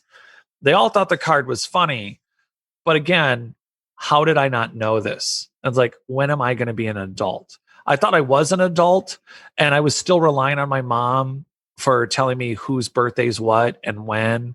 And not that I waited for a phone call for an update, like like the newspaper was going to have it, but here I am going to a family function, and I'm a 19-year-old that doesn't know basic birthdays and anniversaries. And I thought that really was embarrassing. I mean, it was really just dumb. The thing is that I started playing the violin in 5th grade, and I didn't know that people had issues with performing in public because, yes, I was part of orchestras, large orchestras, and I was frequently sitting in a space where I'm dressed and I am on a stage, and directly to my left or right is hundreds of people, possibly within a few feet of me. But what I try to describe to people about embarrassing is when you do a master recital, yeah, your parents are there and you don't feel too bad about that. But you have a bunch of strangers, usually in a room, not very big. And by not very big, I mean a really large, fancy living room where you can jam 20, 30, 40 people and they are sitting. I mean, like I can reach out my violin bow and tap, 15 people. And they are sitting right there in your face. And you're literally, you got a piano accompaniment and you are playing, granted as best you can, but the embarrassment level of like the points in my life where I've been nervous in front of people have been literally with them. Like you learn, it's not about, I never had to overcome it, but I'm aware of I was aware of the irritating feeling of like, oh my gosh, there's all these people and they're right here. I hope I don't screw up. And the violin is a very interesting instrument in that I think whether you're with people or not, you get very angry with for me, it was, and I was about to say generally all violinists is that, you're playing, what you have to do to make every note, not just every note, to make the piece sound cohesively good. And that means that you're not only worrying about technical play, but there's some people that can only play technically. And I played with emotion. I played with, some people in quotes would call it more of a natural, but technically there were better play. Anyway, the point is when you're playing to communicate how you think or how you're being taught by whoever your instructor is, the piece should sound, is a combination of that technical and emotional marriage for me. And I was already very frustrated with myself, whether I had an audience in front of me or not. If I couldn't play it, if I couldn't communicate and play that, I was doing it wrong. So whether I had people in front of me or not, I was as upset with me because of that goal.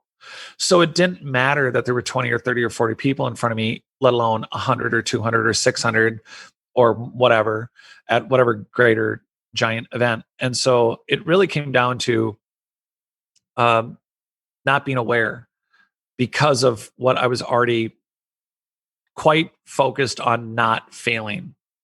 It wasn't about screwing up in front of people. It was about eventually training yourself to be able to naturally do something that your fingers don't want to do, or your bow doesn't want to pull right, or you're technically failing and experience failing, and that you just have to work at it. And the remedy of the failure is the more you do it, the more you realize, yeah, you can train and you can learn to do this. And I do think as I got older in life, that translated. That was one of the techniques I didn't know I was learning. That's why I think you have to look back and say, not every lesson is apparent as you're learning them, or the complexities of the lessons you're learning change over time. And it definitely translated into remodeling, especially into very detailed, antiqued, period remodeling. 120, 130, 140-year-old homes is what I'm remodeling. And people want modern with the old. And what do you throw out? What do you keep? How do you repair something that a new construction home wouldn't keep? And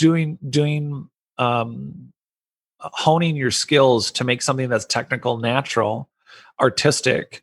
And same thing with home. It's really more of like sculpture or art. What you decide is level and plumb and square, and how you fill out a space in a room. It's the same thing, but I didn't realize I was learning those methodologies as I was doing it. It was just something that kind of continued and happened.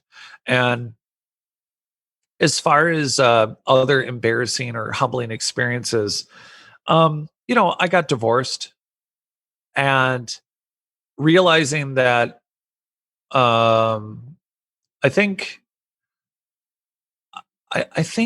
not knowing yourself and not like in my case, not valuing therapy, not valuing, like, we have coaches, we have lawyers, we have doctors, we have dentists, which are also doctors, but accountants. There are a million people you'll throw into your life, including personal trainers, yoga instructors. You'll throw in meditation experts, Wim Hof. You fill in the blank. There's a million different ways we'll throw our backs or our minds into something that we think is positive, and yet in this case, I think I should have been fully aware, despite friends and family and everything else, that therapy is also a tool. And like anyone, we're not told, you should go to your therapist like you go to your dentist. But I do think it would have benefited me more prior to a divorce to have maybe looked at, what's going on, that things aren't working. That's one layer. Then maybe after things happen, to have gone to therapy right away. But I didn't do that. I thought I had a relationship that didn't work out, and I'll just move on to another one because another one will fix it. And I learned very quickly that what a terrible idea. And that really messed up communication and relationship with my daughter. And that's something that happened. That happened, and you don't see it, and the impact of that is something that your repercussions are significant if you're not processing what are the triggers that make you do detrimental things or have unhealthy relationships. And that's something that you don't it doesn't matter if you can wing it on your own in Alaska in a cabin. Are you getting and trusting professional advice that is in the world of relationships? I mean, if you were going to get out of your own head, imagine someone who for 20 or 30 years has counseled thousands of people. Not someone who started last week, but you find someone who's been looking at people like some mechanics have been looking at cars. And if you get a good one, someone who has done that kind of work really can give someone who they may not know, which in this case was me, I think really good advice. And I think it's good, definitely, to find someone who can help you understand not only your origin story and your family and your life, but I grew a lot when I finally did submit to that therapy. But there was a gap between that divorce that led to that therapy, and that was about 5 years, and it should have happened right away, but I didn't. Again, it's a combo of thinking I can manage it on my own, and which I did, but I did it poorly. I mean, very poorly. I mean, I didn't do it the worst anybody could, but it certainly could have been 1,000 times better, and or at least 1,000. All the ways I could think it could be different and better, it could have been. And so that's I guess, I mean, that's a double answer for that question. But ironically, the giving out the wrong birthday card thing was really embarrassing. I have no idea why that stuck with me over all these years, other than what I had said. And then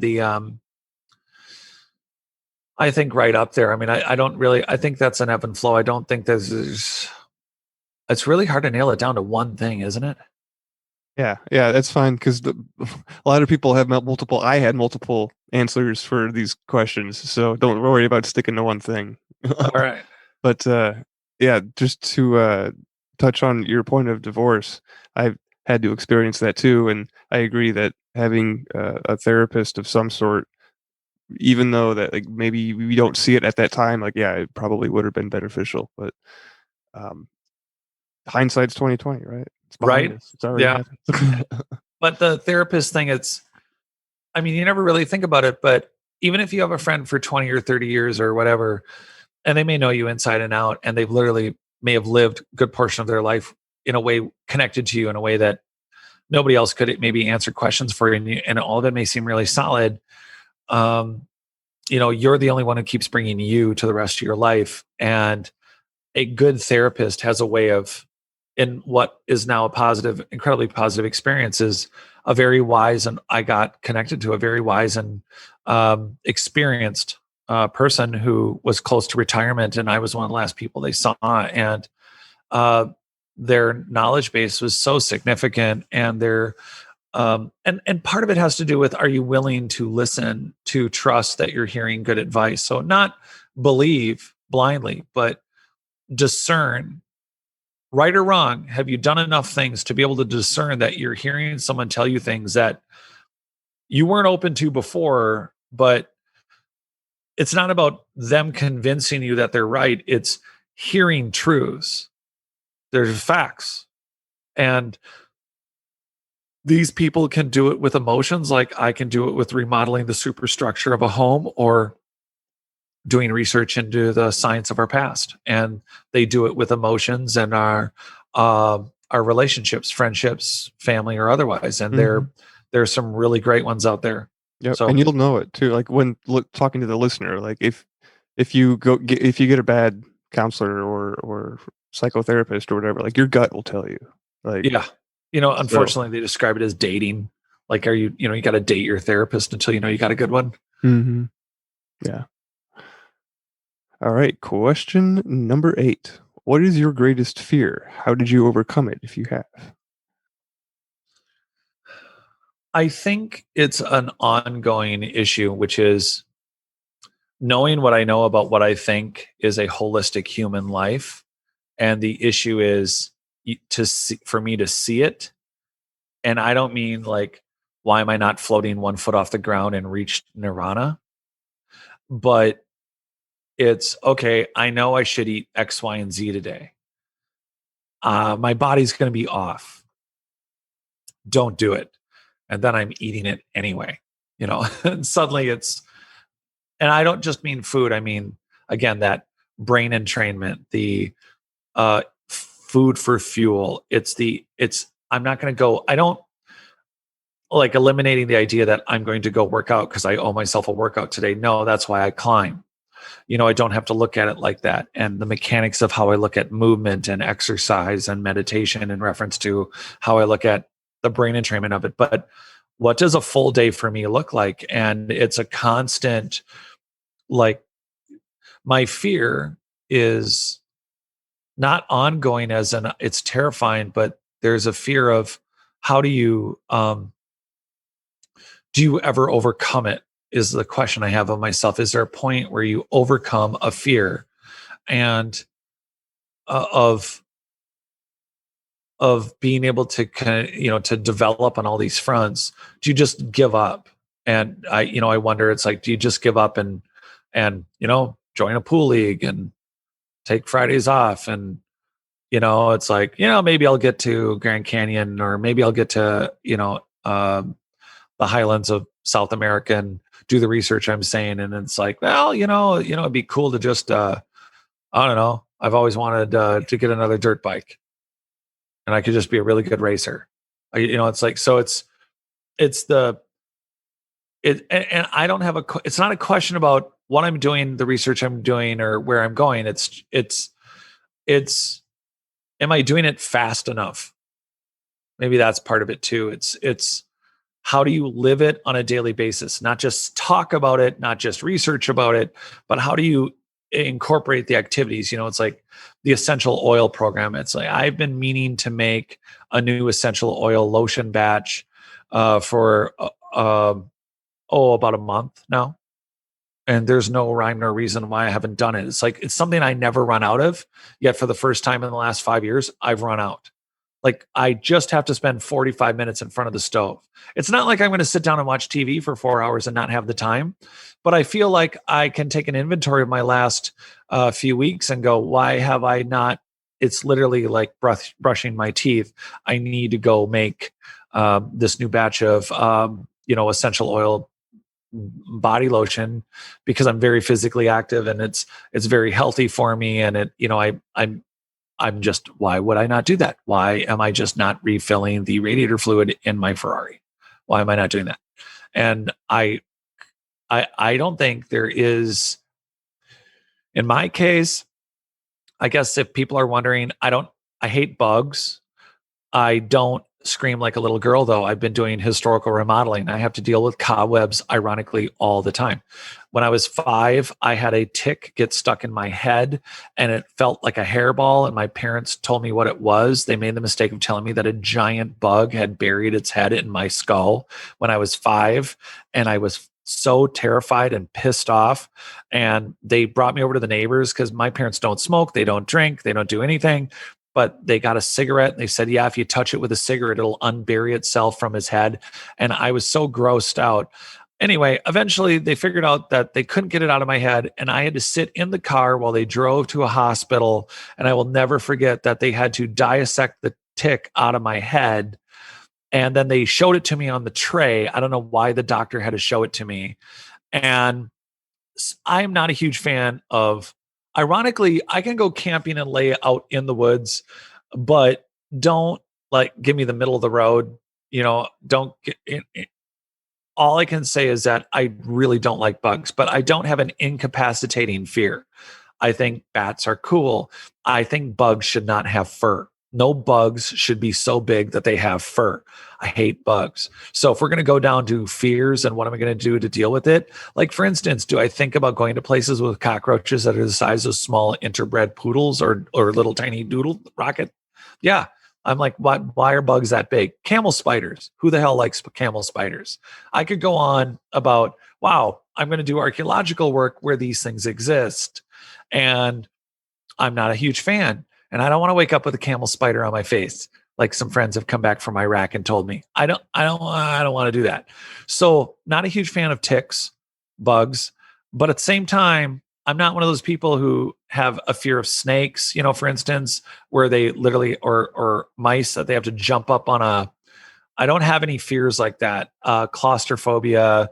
I don't have any, I'm a climber, but I'm very respectful of heights. I don't go, I know what to wear and what proper harnessing to do. So I'm not one of those, I'm not afraid to fall off the Grand Canyon. I'm just going to stand on the ledge. No, that's dumb. That's just unsafe.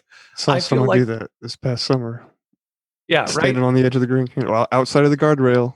This is why people die in national parks, because of people like you. Yeah, I'm good with staying at the safe distance. And they're like, oh, you're never going to take any risks. And I'm like, I already climb. Climbing is inherently dangerous. That's what you get told. But I am on a 4,000-pound stretchy rope and it might fail. And that's my risk. There's my adrenaline factor. Yeah. It might fail. I don't want it to. Right. Yeah. Yeah. Question number 9. What is your greatest driving force in life and how do you further it?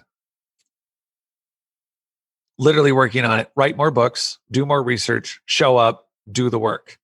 And, where are we?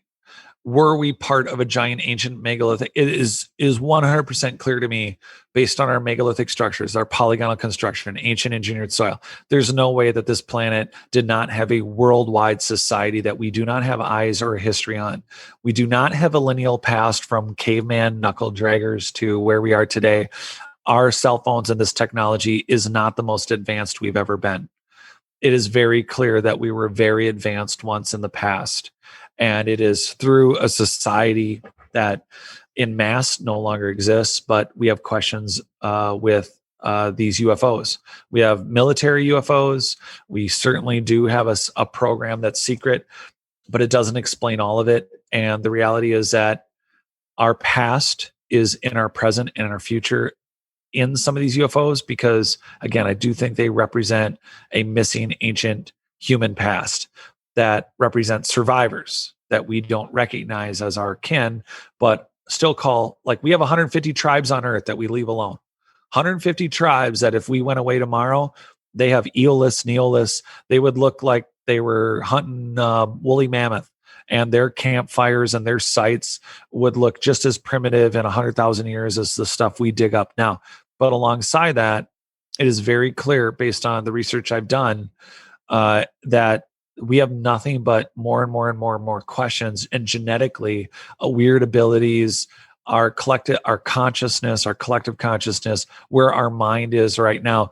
There are genetic switches. There is information within our genes, our genetic memories, our what we're describing as paranormal. It is very clear that there is nothing less than a very exciting past and future, and it's really exciting to wake up every day and see all of it reactivated, whether it is your choices in positive gene expression in the way you eat, the way you exercise, the way you meditate, the way that you, again, your brain entrainment, not just knowing the past, but living the present and the future on a daily basis. It's just exciting.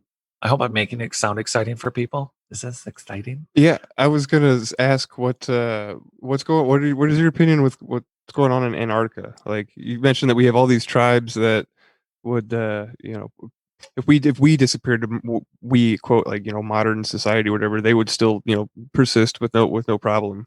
So we've got all those nations of people, and then we've got one continent that we can't go to. Like, something's going on in Antarctica, right? Yeah. So I got to finally interview. So one of the co-host shows I'm on is Everything Imaginable, and I just got to it just posted actually yesterday, but I got to interview Dr. Richard Allen Miller, and he's been into hidden cavities within Antarctica, with an anthropologist that was doing work there, and that was in the 70s. And if you haven't interviewed him or talked to him, it's very interesting, because one of the things I write about is the P. Reese map. And it's an important map that I'm sure a lot of people may be aware of, but just in short, it is a map that shows Antarctica without ice on it.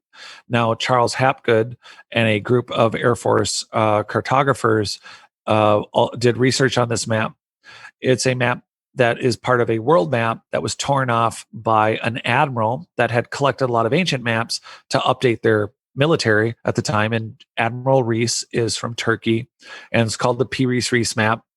And it's because, there's a lot of notes on it that say, hey, this is a map of a bunch of maps. And it's, we took a bunch of old maps and we made a new map because we don't want our ships to crash while we do military stuff or spread the word of our new fill in the blank or go get trade and stuff. We need maps at work. No matter what your religion is, you got to have maps at work. And this map also has an accurate Mercator projection 75 years before they mathematically can do it. But longitude, latitude, really hard thing to do, especially primitively back then. So here's a map with really, really accurate Mercator projections and a coast of Antarctica that at a minimum had to be 8,300 years ago for it to not have ice. It took seismic geo surveys to figure out the coastline of Antarctica.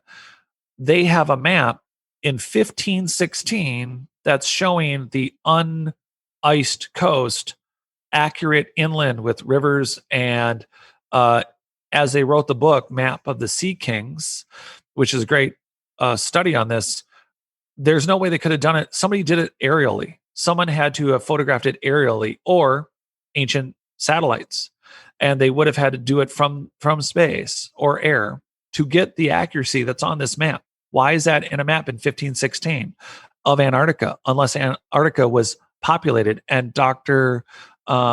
Richard Miller, who I got to finally interview, one of the things we talked about was his research. He found he said this on air, so I can say it. There's some things he talks about off air and on air. And one of them is a Viking port in Antarctica that they found. And what are we doing, to your point? What was it, a few years ago? Within 1 month, Buzz Aldrin, Barack Obama, John Kerry, or Clinton, sorry, the Clintons, at least Bill, Buzz Aldrin, the head of the Greek Orthodox Church, which is basically possibly for some conspiracy theorists, the head of the actual church, the head of all church is the head of the Greek Orthodox Church. But they all went down to Antarctica within 1 month. Some people speculate that it is that they found an active cryo or some sort of suspension chamber, that they found active ancient advanced human technology. So here's the deal.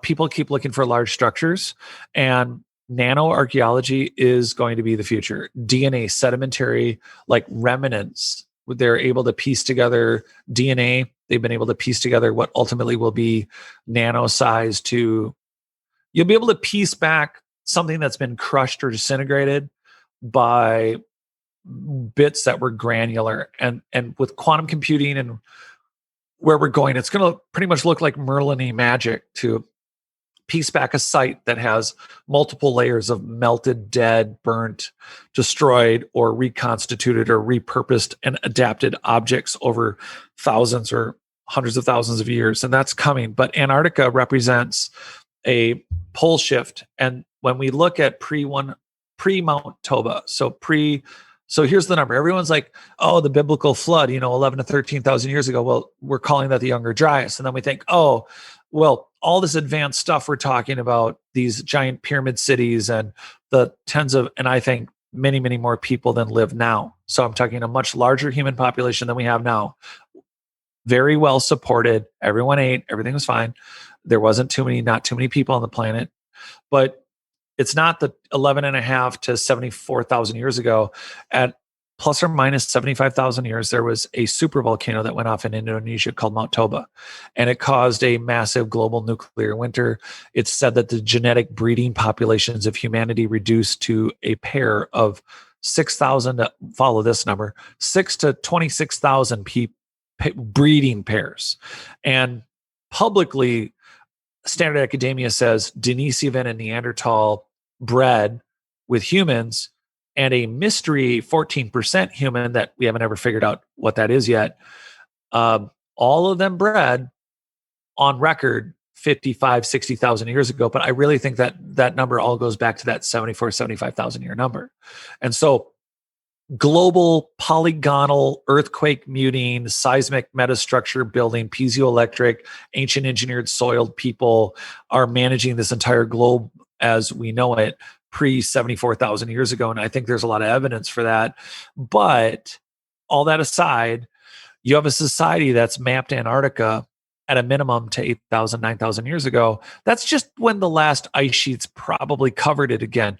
So it's not like they mapped Antarctica and did it because they were there just 8,700 years ago. You're talking about either just after Younger Dryas or pre-Younger Dryas, that there are maps and technologies and documents and machines or technologies that were either semi or partially functioning that were mislabeled, or to a lesser or more primitive people looked magical or spiritual. And so it is a great mystery, only in that we, to this day, with the political figureheads and Buzz Aldrin, why are they all going there unless there is something significantly buried that is not pointing to some ancient, Raiders of the Lost Ark melted computer into a monkey statue artwork, but pre-melted monkey statue, because it got froze and twisted, and maybe those ancient laptops, those ancient machines that we recognize as machines, are still there, and or the genetic evidence is. Because I think a lot of what people don't understand is we look at technology as all the things around us and the, like what we're even listening to this podcast on, but technology in its highest functioning form, as we continue to work with gene CRISPRs and genetics and using our very genes as memory switches and storing memories, what we think of as external, like book series, like Asimov, we're storing that on RNA. But we also understand through studying, through bioengineering, that there is genetic memory, that we can pass on memories from parent to child, that there may be stored collective memories. So, but isn't that all part of genetic switching, that on the most basic level, that what you in quotes call nature is really machines, genetic, biological computers? It's hard for us to get ahead. We think of robots, or we think of technology as something external, or something that that there is this natural random system, that the system isn't all along. What we are and what we're seeing is basically the natural world is a giant bio tech system that's in safe mode, like a laptop that's half crapped out. But those are part of the questions and some of the things that drive me to drop back a question or two too. But that map, that Piri-Reis map thing, is quite significant, because it's not the only map. It's not the only piece of ancient technology, and the technology doesn't hold to the time period that the technology is found in. And there is, again, adult archaeological clue, which includes genetics and these material sciences, that, and then there's people reactivating these superhuman abilities like Wim Hof and Stig Severinsen, and they are, they're literally practicing and preaching, this is technology that we've forgotten. You can do this. We can all consciously control our autonomic nervous system. That's all part of tabling what's making this more and more and more fascinating and interesting with where we're going to be in the near future. That's why it really is. We are living in a renaissance of information about our past. Yeah, if we can get around a censorship to it, because that seems to be what the big problem is. Yeah, and I think that the avalanche, the thumb in the dike of, there's enough podcasts and enough platforms. It's not going to. Yes, I understand that the mass of the total human population thinks unintelligently, unawarely, whatever the I don't care factor. There's a lot of ways to look at the, in quotes, majority population and say, oh, they don't care. Well, I understand that some people don't care until they've invented a television or invented a radio, or vice versa, in whatever order you want to do it in, and then invent a better way to watch, online streaming services or escape. We can go through all the jaded means of it, but there are abilities within the natural human person, like synesthesias, where all the abilities of your senses communicate with each other and also externally with other people. And they're chalked up as genetic freak, or like, 20 something % of the population has synesthesias. And some of it could be like colors and numbers and smells and sounds. They all mix, but it's all five senses. And I think it was part of a deeper, more complex genetic system that was part of our intentional programming. And I think it dates back to a society that's prior, which, in order to expose people to this, it's do these shows, co-host shows, produce more content, keep publishing on notaliens.com, keep doing what I do, and all of us keep asking questions and keep self-experimenting, and you don't have to not be interested in ghosts or paranormal or what you consider right now. Well, I believe that there's this crystal and this spiritual development in this particular way, or independent of all those. I don't think that what any individual person is passionately pursuing, not checking out, but if you're passionately pursuing, I think it's a big globe, not just a coin. I think it's a big globe where you're going to run into the other information, and you might ignore it at first, or you might say, oh, that's on the periphery. That's like not quite my core interest. But after a while, if you keep, even if you just, no matter what angle you start at, you're going to run into Zecharia Sitchin. You're going to run into these different theories. And eventually, if you keep being aware and open, you will eventually, you'll just run into all of it. You will run into all of it. And I don't think it's avoidable at this point. Right. I think the academic, I think it's going to keep crashing, the academic model. You can't give into the straw man argument anymore. There's too many adventurers in the very beginning, like in the 18, like Arthur Poznanski, Arturo. I mean, the guy wrote he wrote encyclopedic volumes on Tiwanaku, and he was an adventurer, an explorer.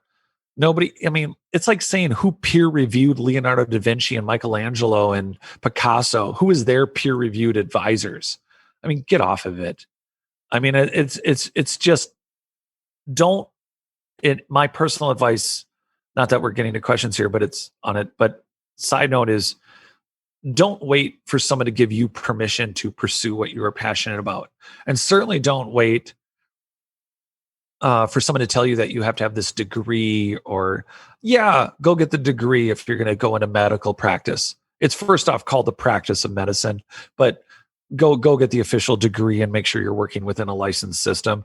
But there are a number of things you can reach out and do on your own. And some of the best books on thyroid are by people who had thyroid problems. Dr. Alejandro Jungen was a heart surgeon, and his work on clean gut and his subsequent series on gut health and how it affects the human body and what we're learning now it's insane. He had to go and if you read his bio, he had to self-diagnose. And I don't know him personally. I've never interviewed him. He's as an example, here's someone who went into a whole field of medicine, and they give you one course on your diet, yet, he had to self-experiment to get to the solutions to solve his gut health and his entire health. And he's a multi-million book bestseller author on gut health, yet he was a heart surgeon, and he had to self-experiment to get to where he had to be. So I'm giving the advice simply that do not pursue anything you're interested in, or wait for somebody to say, oh, you're old enough now, or, well, you're too young. If you hear anything about you're too young to pursue that's crap. Or you don't have enough money, or you're not entitled enough, or you don't have the right degree. Don't think down that line. Look at the stats on anyone who even gets a college degree and whether or not they actually pursue what it was they got the degree in.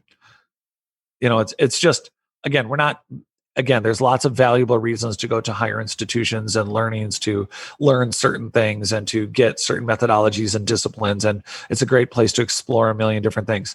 But at the same time, what we're learning about our past and how we process learning needs a massive update. That's a whole nother dialogue, I think, but sorry to digress. No, that touches on another possible bonus question, actually. So don't keep predicting our bonus section. It's all right, though.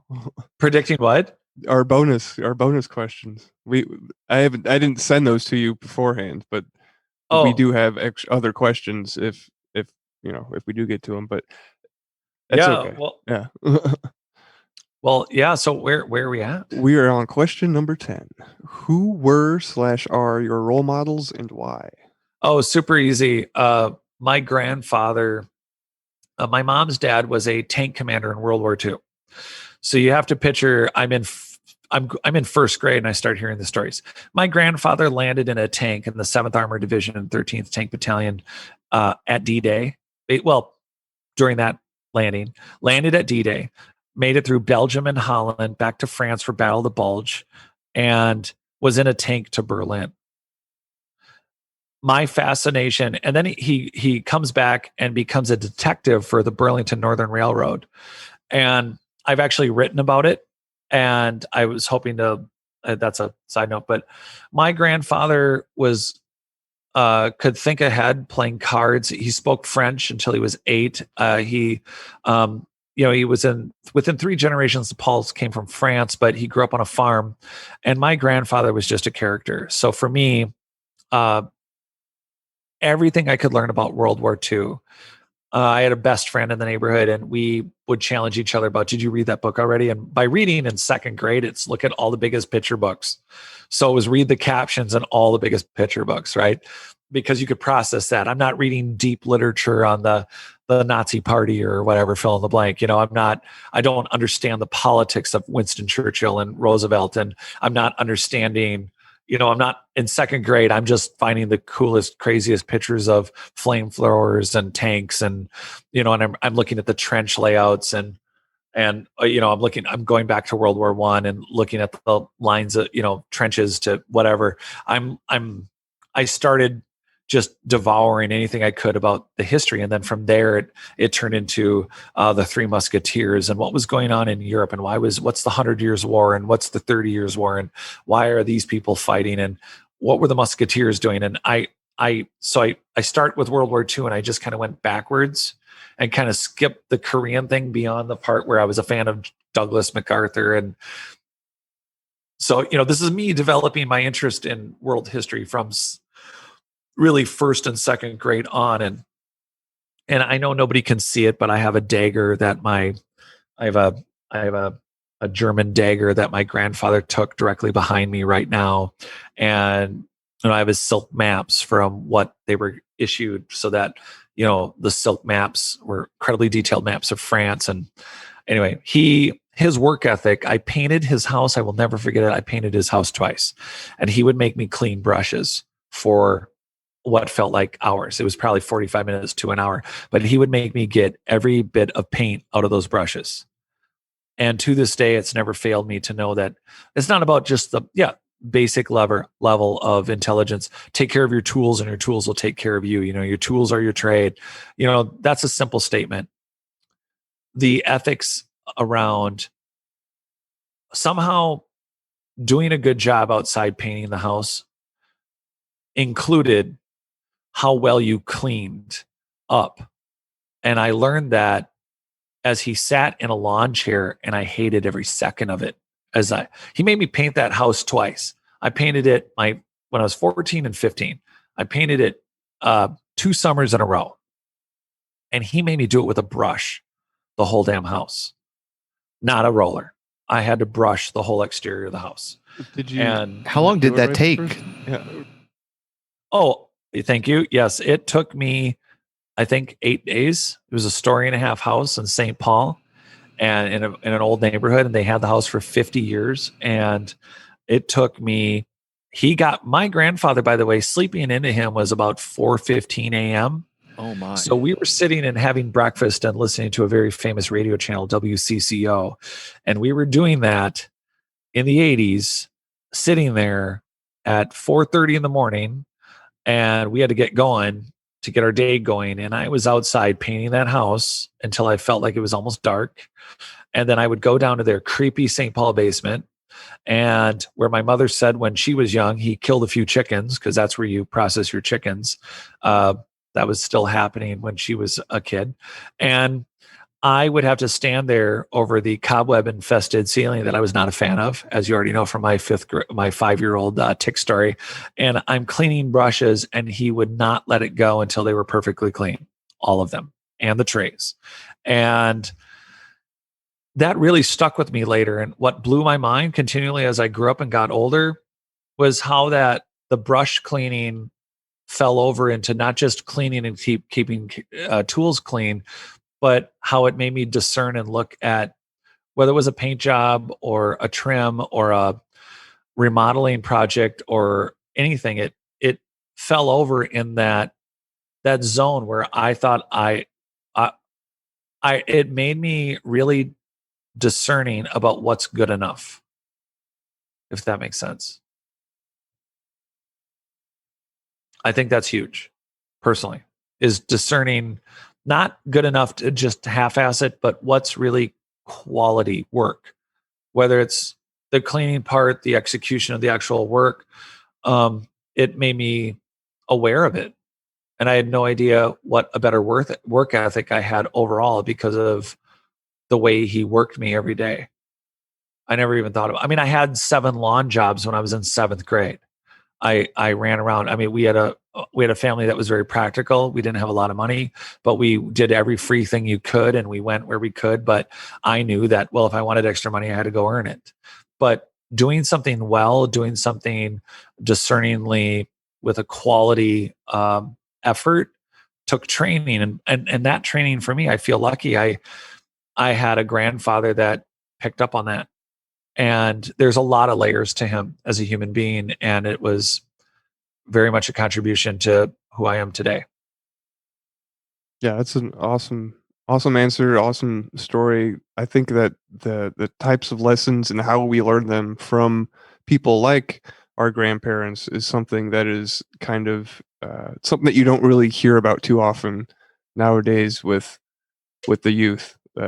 I mean, I Yeah, don't that's really totally talk true. to a lot of people, but or a lot of youth, but I do have nieces and nephews, and they, their parents aren't making them clean paintbrushes like your grandparents did, Yeah. right? So yeah, I think that and that's kind of why I wanted to do this show, actually, was to kind of preserve and memorialize those little gems of wisdom that get passed down to us from our Yeah.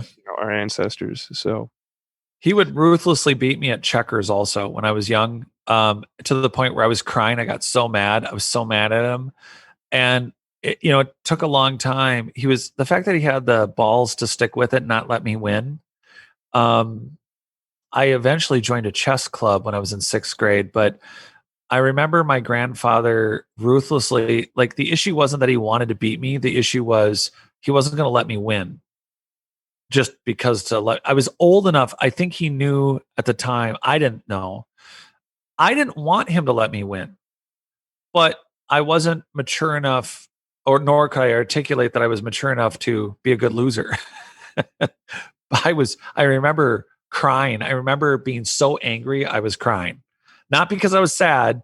I was so angry and frustrated that I couldn't win and that I couldn't see it, and that he was still having the patience to play with me, but I was getting madder and madder, and he wasn't responding to the anger or the frustration. But that was something else he did. He wouldn't roll over and let me win, but he didn't do it in a mean way. He didn't do it in a uncaring way at all. It was absolutely all in order for me to learn every time. It was quite brilliant. yeah, my dad did the same thing with foosball and me growing up. We had a foosball table growing up, and I would get my ass kicked in foosball until I got to be like, I don't know, 11, 12, 13. And then I could finally start holding my own. And then now I beat him every time we play. But I am also a foosball. foosball fan. Oh, And- right on. Yep. Don't they have they've got some tournaments up there in Minnesota, right? Oh, Isn't there yeah, like I think that they there's do. yeah. I've always wanted to check those out. I'm probably not good enough, but I don't know. I just think it would be fun. Maybe I'll do that someday. It's all about whether or not we can spin or not. I don't. Yeah, I It's know. all- Just quick hand jerk. Yeah. right. Yeah. Yeah. All right. Where are we at? Yep. Question number 11. What quality do you most admire in a woman? Oh, here we go with that. I have always been a fan. That's an easy one, actually, of all the things. I mean, everybody appreciates beautiful people, but I absolutely value intelligence. I don't mean in some abstract way and talking about quantum mechanics, but I love intelligent women. I mean, who doesn't I love intelligent people. I'm not saying I don't like people. And that's a lot of people can hear that a lot of different ways, but you can be very smart with a sport, a physical ability. You can be very people who know themselves. I think intelligence isn't just about equations or reading or travel. It includes travel. It includes art. It includes whether it's music or something, printed art of whatever art. It could be anything, jewelry, statue, fill in the blank. But intelligence in any human being is a great trait. But in women, it can be, it's amazing. It's just great. It's really that. I like the answer. Actually, it's what our last guest had said, and the one before that, and a few before that. So I'm looking at my notes here. It seems to be the consensus to this question is most. Of course, everybody skips over the physical aspects, which is fine because that's not really what this question's getting into. But yeah, the intelligence it seems to be a motif for any listeners that aren't catching the other episodes. Well, it's as a man, attractive women are, it's a natural, it's nature, or it's a no brainer, right? You got to start somewhere, right? Right. But then, an attractive doesn't mean, not only irrelevant to even smart, it's mean people, bad people. They can be smart, they can be pretty, they could be ugly, they could be smart and they could be ugly, or they could be pretty and smart and ugly. Who you are as a person, that character thing, it's like, hey, I'll see you Thursday, and they don't even remember that they made plans with you, or you send a text and they never respond, or there's certain basic etiquettes that human beings can, I don't mean within 2 seconds, I just mean that there are reasonable etiquettes that some people just don't have for each other, just general minimal courtesies. Respect points. Yeah, courtesies. All right, question number 12. What is the most courageous thing you have ever done or seen in your life? Well, I don't really think of anything. It's such a weird thing to say, I guess, as far as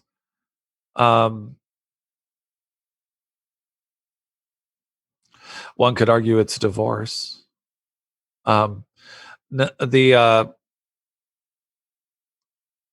It's done or seen. So you could have witnessed somebody else do it. You don't necessarily had to have been a part of it. I took on a group of inner city youths that were all gang affiliated and didn't have a lot going on. And I was remodeling a home and with a group, and then we hired in this group and taught them skills.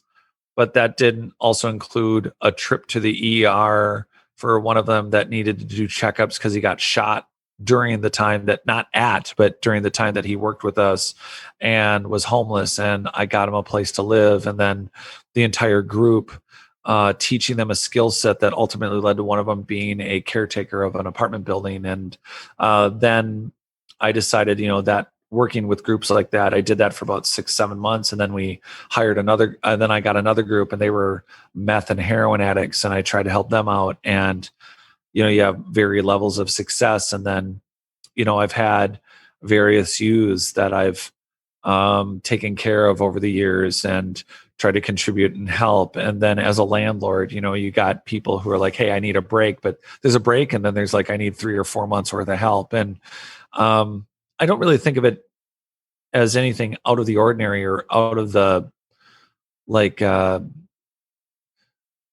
we all have a capacity to help others. And as far as courageous or brave, I can't think of it as extraordinary, but when I look at it, I'm refiltering the question, going, what are some things that I've done that some people might consider courageous or extraordinary, or something that they've done. But because I've worked in some difficult areas and worked with not just those groups of addicts, but others, and tried to teach over the years of being a historical remodeler, I've had the opportunity to teach and trade to, I would argue, about a couple dozen people that I picked up to specifically try to help change their path. And that's not something I talk about. It's not something I've ever brought up with them and say, hey, try to help a bunch of troubled youths. It doesn't come up in general conversation. It doesn't come up. There's no reason to bring it up. It just doesn't come up. But being in a situation with some of these people, they can get very intense. And maybe for some people, it's not, hey, I'm afraid of having a fight. It's like when you have some of these people have experienced things in their lifetime that they really do think it's do or die. It's really, you've wronged me, or based on the situation, I'm going to hurt you permanently, or I'm going to kill you, or I'm going to maim you. They don't speak in maybes. There's an experience they've had, and it affects what they think that moment, and all they have is that moment. They're not thinking about the repercussions. So you're in moments with people that are talking about either harming themselves or harming you. I've had to deal with a couple of different friends' suicides attempts, and with suicides, that's been difficult. I don't really think it's courageous. I was very young. My sister passed away. She had heart conditions. She had Down syndrome. She had 5 surgeries. The very famous heart surgeon, Dr. Najarian, was her surgeon. She didn't live to even be a year old. And I do remember every moment sitting with my mother while my father lost his ever-loving mind. The only time I ever saw my dad swear and scream. And I remember sitting on the edge of the bed when my sister finally passed. And I wasn't more than 2.5, 3. And I remember all of it. I remember what happened. My brother, who's 4 years younger than me, is really the third child. And so for me, I can be around situations, if you include your parents living through the loss of a child. And then I also was part of that very favorite grandfather of mine that I talked to you about died on the 4th of July. And he died in an assisted living place. And he died after a 2-year stint in that assisted living program. But prior to that, he had been on a long health decline where myself and my uncle, who I'm another huge fan of, which I haven't had a chance to tell you about both my 2 uncles, but I sat bedside with my grandfather 5 years prior, where we all thought he was going to die. And then he didn't. But I lived in the hospital in the ICU with my uncle. We slept there for like 4 days straight. We thought he was going to die, but he didn't. And then we had to set up like in-home care.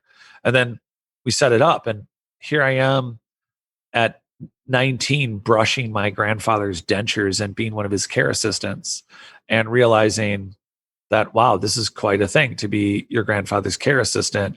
And he's on oxygen, and there's a giant tank in the room, and he's still smoking his 5 packs a day, and we could blow up.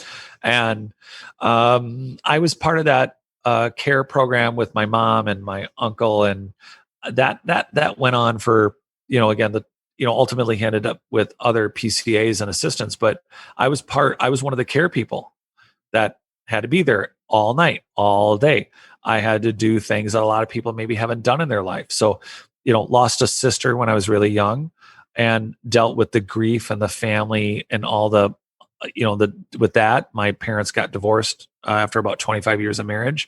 And then my brother dealt with that very differently, being 14 years old, and dealing with that pain and that frustration. And then, a lot of people don't have a close family member die. And my grandparents, these same grandparents, they spent a lot of time either my grandmother had a few strokes and heart attacks between the two of them.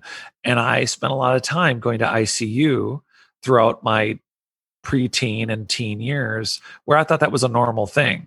That's not something a lot of people experienced. And so from a courageous standpoint, helping people through grief and loss, or seeing people's grief and loss, and then being able to be empathetic to it, and therefore being able to open up a communication path to then maybe, help what you would think, hey, this guy's not going to help this super troubled gang youth learn a skill. It translates. It just does. And it's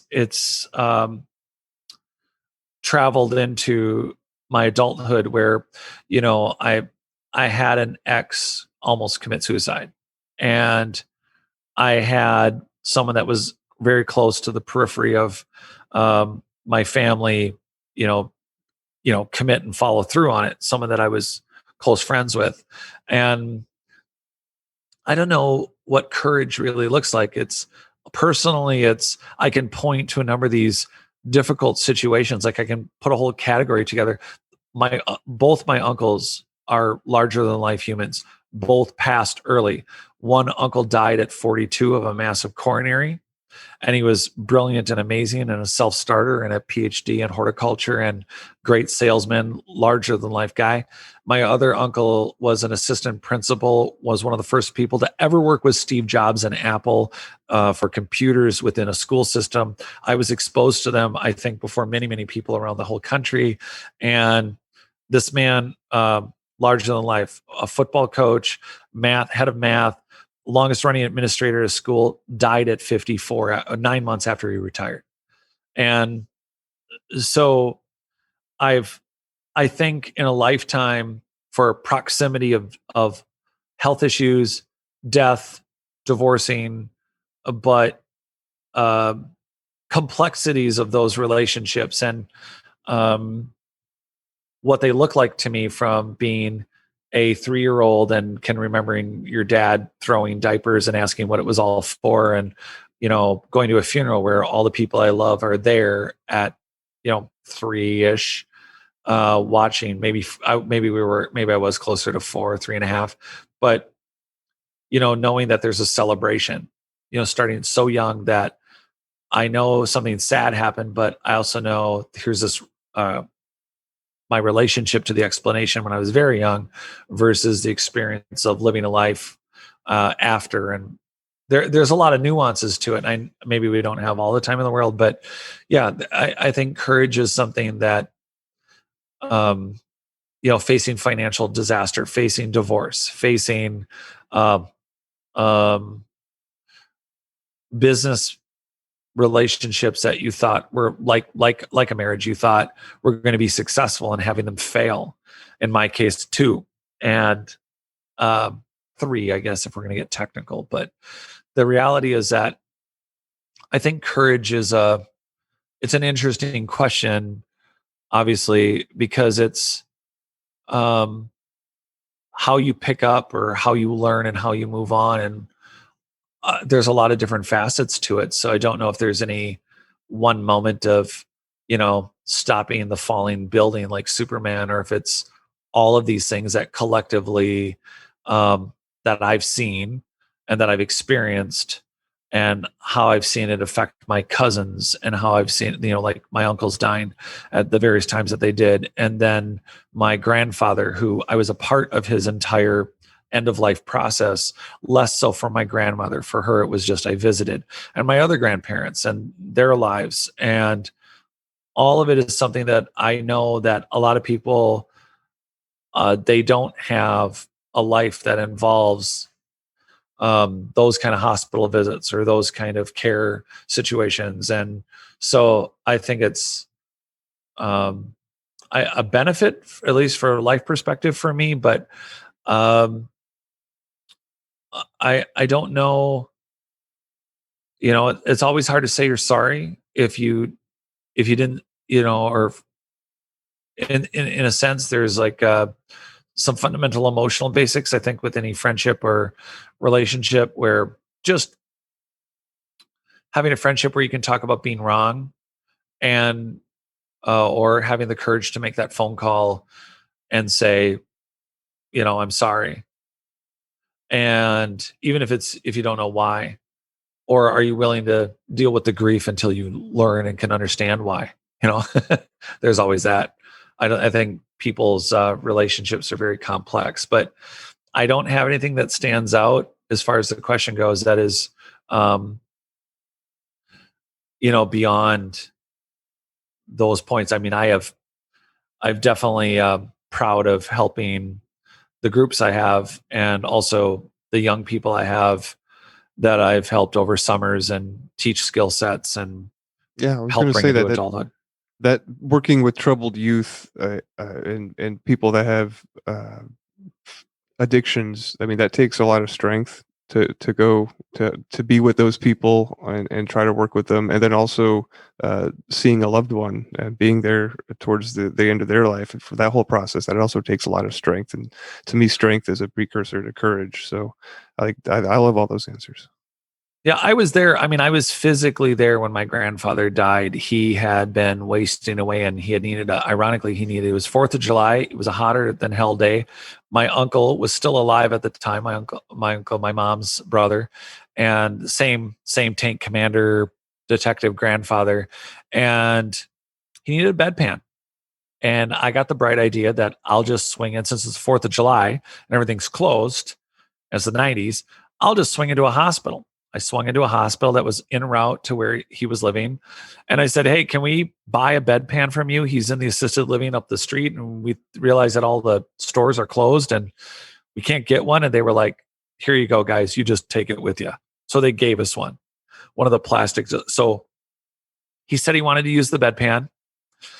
So we waited, and my brother and I sat and talked to him and asked him how he was. And it was one of those situations where, it's like he looks so terrible. It's like, don't let him know that that he looks terrible. So you're sitting there talking to him, and then it's like, okay, Grandpa wants a minute alone or whatever. I want a cigarette. My uncle said, let's go outside. And so we went outside, and my brother and I, and we came back in, and we both came in, and I'm like, God, he looks just terrible. And I sat down next to him. I said, hey, we just got back. And I sat there, and we were talking. And my uncle had stopped in the kitchen. He'd come in the door, and he went into the kitchen first. So I was busy talking to my grandfather, just wanting him to know that it's like, I'm going to just keep talking to him, since I know he's not looking too good, and I know he's in a lot of pain. Well, my uncle was in that kitchen for about a minute and a half. He comes out around the corner. He looks right at my grandfather, and he says, he's dead. And that's how I figured out that he was dead. But that happened live in person, real time. And mind you, we had already been there. Like, we were talking to him, and he was communicating with us. We must have been there about, 30, 40 minutes. So it's funny how that is. He got to see me, I got to see him, and then he died. Yeah, you don't. It seems like a lot of people don't even get to have that experience. No. So even that is incredibly formative. Mm-hmm. What was that? I just said formative, at that age. Yeah. And I was, gosh, how old was I then? I must have been 20, I think, about 20. So quite a while ago. But I was definitely, I was waitering. I wasn't quite the bartender, wasn't the lead yet at the Music City. I used to book live music 7 nights a week. And it was a really fun period in the 90s. But yeah, I was not quite there yet. I think I was just basically one of the assistants and waiting and bartending partially. But yeah, that was quite a trip, because that was definitely post me having cared for him for a couple of years with the rest of the family in more of an assisted living within his own condo, which he had moved into after my grandmother. They made it to 50 years of marriage almost when she passed. And same deal. She lived in an assisted living, and she had strokes towards the end. And okay, I will mention this. So everyone talks about love, and what does love look like? And I'm, there's so many great movies, and I could go off about growing up in, 70s baby, early 80s child, and, Nightmares on Wax-It here, and give you the ideas of all the movies that I mentioned, Goonies and, Raiders and all that earlier. And, but my grandfather, so when my grandmother first stroked, she lost her she lost her speech a little bit. And mind you, my grandfather proposed to her at Mickey's Diner in St. Paul, which is on the National Historical Registry. And he proposed to her in this 24-hour diner that's very famous in St. Paul before he went to leave for Uncle Sam and go to the war. And they had their ups and downs, and World's Greatest Generation, chain smoking and alcohol is how they manage their issues, right? Growing up in the Depression, born in 1919, I mean, they lived through some terrible crap in the 30s, and 20s and 30s were not easy going for most Americans. And anyway, you people talk about what's love, or you see a movie and you think, oh, that's what love looks like. One of the things that was very formative for me, and I actually don't talk about this much at all, and I think it's interesting. It's not that I wouldn't, but my grandfather, here he is in retirement. And grandma ends up in an assisted living where my grandfather, again, mind you, he gets up by 3:34 in the morning. He's up, and he would bake cookies. And every morning he would go to the home where my grandmother was. He would bathe her, shave her. People think about hairs growing in places they don't want on their face or whatever, but she's a woman, and she couldn't, like I said, she could understand, but she couldn't speak. So she could cognitively understand, but the strokes affected her speech. But he's doing all these things. It's like, when you're looking for young love, you look at the course of a relationship, what makes someone a partner. And here I am, and I do have kind of an epic love story that really influenced me. One of the first girls I ever truly loved, and I thought was the one. And it's a very unique love story. But I'm trying to understand. It's like going into a relationship. We're thinking about I'm a young person. I'm 17, 16, and I'm like any other guy. I'm like thinking about prom, and I'm thinking about girlfriends, and I'm thinking about girls, like all the stereotypes of being 16. And here's my grandfather. Again, didn't ask for it, but here's grandma with a bunch of strokes. In and out of hospital, going to the assisted living. And here's my grandfather showing up every day, shaving her, bathing her, feeding her, being with her as long as he is awake. And then when it came time for her to go to bed, he would go home, and he did that until she died. Every day, 7 days a week, he was there being the husband in the capacity that she could participate as a wife. She was happy that he was there, but there was a point where, it wasn't reciprocal. There was nothing she could do other than the hope or the idea that some medical miracle could come along and change her, which never happened, or that she could just miraculously get better, which did not happen. But what we see as love or a marital contract, I'm watching in real time going, what the hell do I know about love? When I'm looking at, like, he didn't have to do most of what he did. He could have let the nurses do it all day, but he was there every day. He played cards. He made phone calls. He got talked to by myself and my mom and my uncle and anybody else and everybody else who would come and visit or anything. But my grandfather didn't stop doing what he had to do to take care of his partner. Not through some external third party. He showed up every morning, brought the nurses and the people who helped the cookies or whatever he baked. And then he just took care of his wife until it was time for him to go home and take care of himself and go to bed and get up and do it again. And that had a huge impact on me on now, there is a healthy boundary on taking care of someone. And this is with 47 years of marriage in, for this last year and a half decline into almost their 49th, into their almost their 50th, 6 months or so many months out from their 50th wedding anniversary. But there is a healthy boundary on, I think, on how you take care of someone who might have a drug addiction or a mental health issue.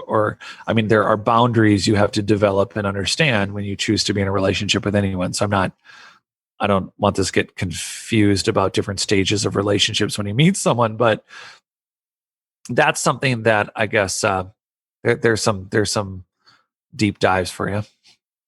Yeah, that is a beautiful story. I think it's inspiring. Thank you for sharing that. You're welcome. All right. Question number 13. What does it mean to be a man in today's world? Forgotten. You've already talked about this forgotten species. There's a lot that you have to do to be a man. And there's a lot that's not taught. And you need to change a light bulb. You need to have some skills. You need to be able to, I never thought, ironically, I always thought it was cool. My dad had this rusty little toolbox, and I always thought, man, he must know a lot about car or fixing everything. And the reality is that my dad had a really cool hot rod with his brother, my uncle, when they were young. He was really good at fixing cars, but he really had nothing. I didn't know that about tools. And now I own every tool you could think of.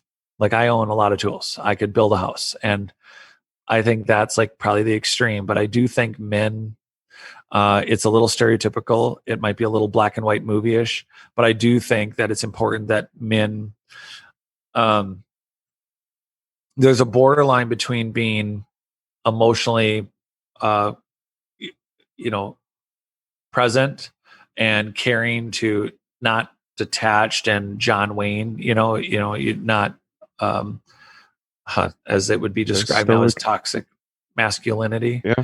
Okay. What was that? I was gonna say stoic. Yeah, I do think that it is a man's job. I mean, there are some things that are men's jobs. It's not that women aren't equal. It's not that, um, I think it's a learned behavior, and I do think men have to get good at allowing, you need to have some strength emotionally, and it's not that we can't cry. It's just that, let's just say all the lights go out. You should have your head around at least the concepts of building a cabin, creating tools, some basic survival health skills. You don't have to know everything about cars. Ironically, I could build a home. I could bust up your concrete floor and deal with your everything from your plumbing to your roof. And I've done all the work, but I hate working on cars. Hate it. But do I know where the alternator is and the battery and how to change it and the oil and pack grease and brakes? I can do all that. Do I want to do it all? No. Can I get myself around the basics? Yeah. In case of apocalypse, I will not get the engine going. It is unlikely I will be your savior there. But I will be able to walk somewhere and build a cabin and or a fortress and or an earth mound. I can do a number of other life skills that, you need to have some men. It sounds a little stereotypical, but I do think you need to be aware of what is social networking. The stuff that we think we can criticize and get lost in, whether it's for a while it was MTV and cable television and just random bull. Then it's I don't think it's appropriate personally. I think computer gaming is amazing. I was a huge StarCraft fan, but I do think there's a cutoff point. I find it a little. I do think it is kind of a criticism, but I do find it a little odd that there's these 20-something men that literally try to look around or shoo their girlfriends or wives away because they're playing video games. That blows my mind. That's like, come on, do that when you are 100% separated by time and space. And I do think that checking out in a digital world, I think that should be capped a little bit for men. I'm not saying you should all go chop wood, but the reality is I do think it's important to have some of those stereotypical things. Understand a car, be able to change light bulbs and at least do basic home repair and maintenance.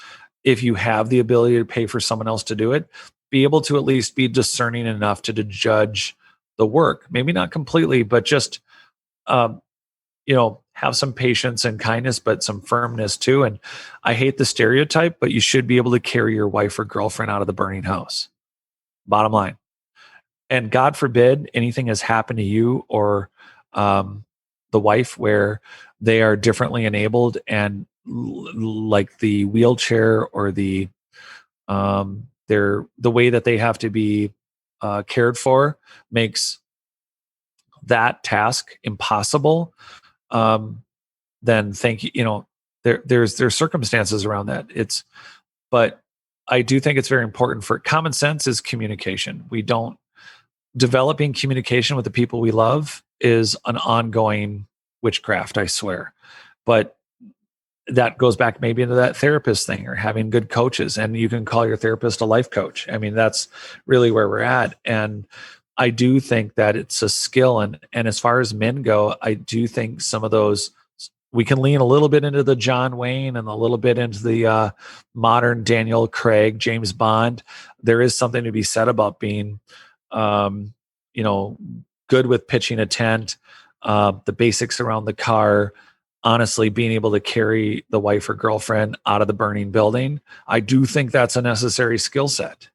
I don't ever want to use it. I also want to, be able to rely on not ever being in that situation. But that makes it tough in a world where a lot of things can be done for you, and it's become very digital. And so I think that a younger generation, even and the other problem is, I think for men, I think it's an age thing too. There are men that I could say that are in their 50s and older where there's some stereotypes the other direction. Don't marry a mommy. Men should not be marrying their mothers. Marry a woman for being a woman. Smart, sexy, hot, whatever you want to fill in the blank with, but don't marry a mommy. That's a generational thing. It's like, that's a broken thing. Men should not be with women because they want mommies. I think that men need to, like anyone, we should have partners. But,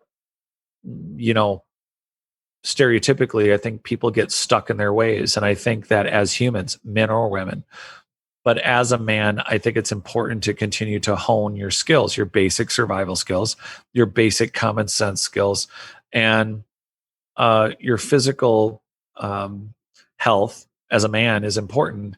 And that includes mental. So that does include the fishing trip or a activity like, even if it's, we can dumb it down to golfing, which I don't mean to insult everyone who loves golf. It's a very difficult, complex thing if you want to learn that skill set.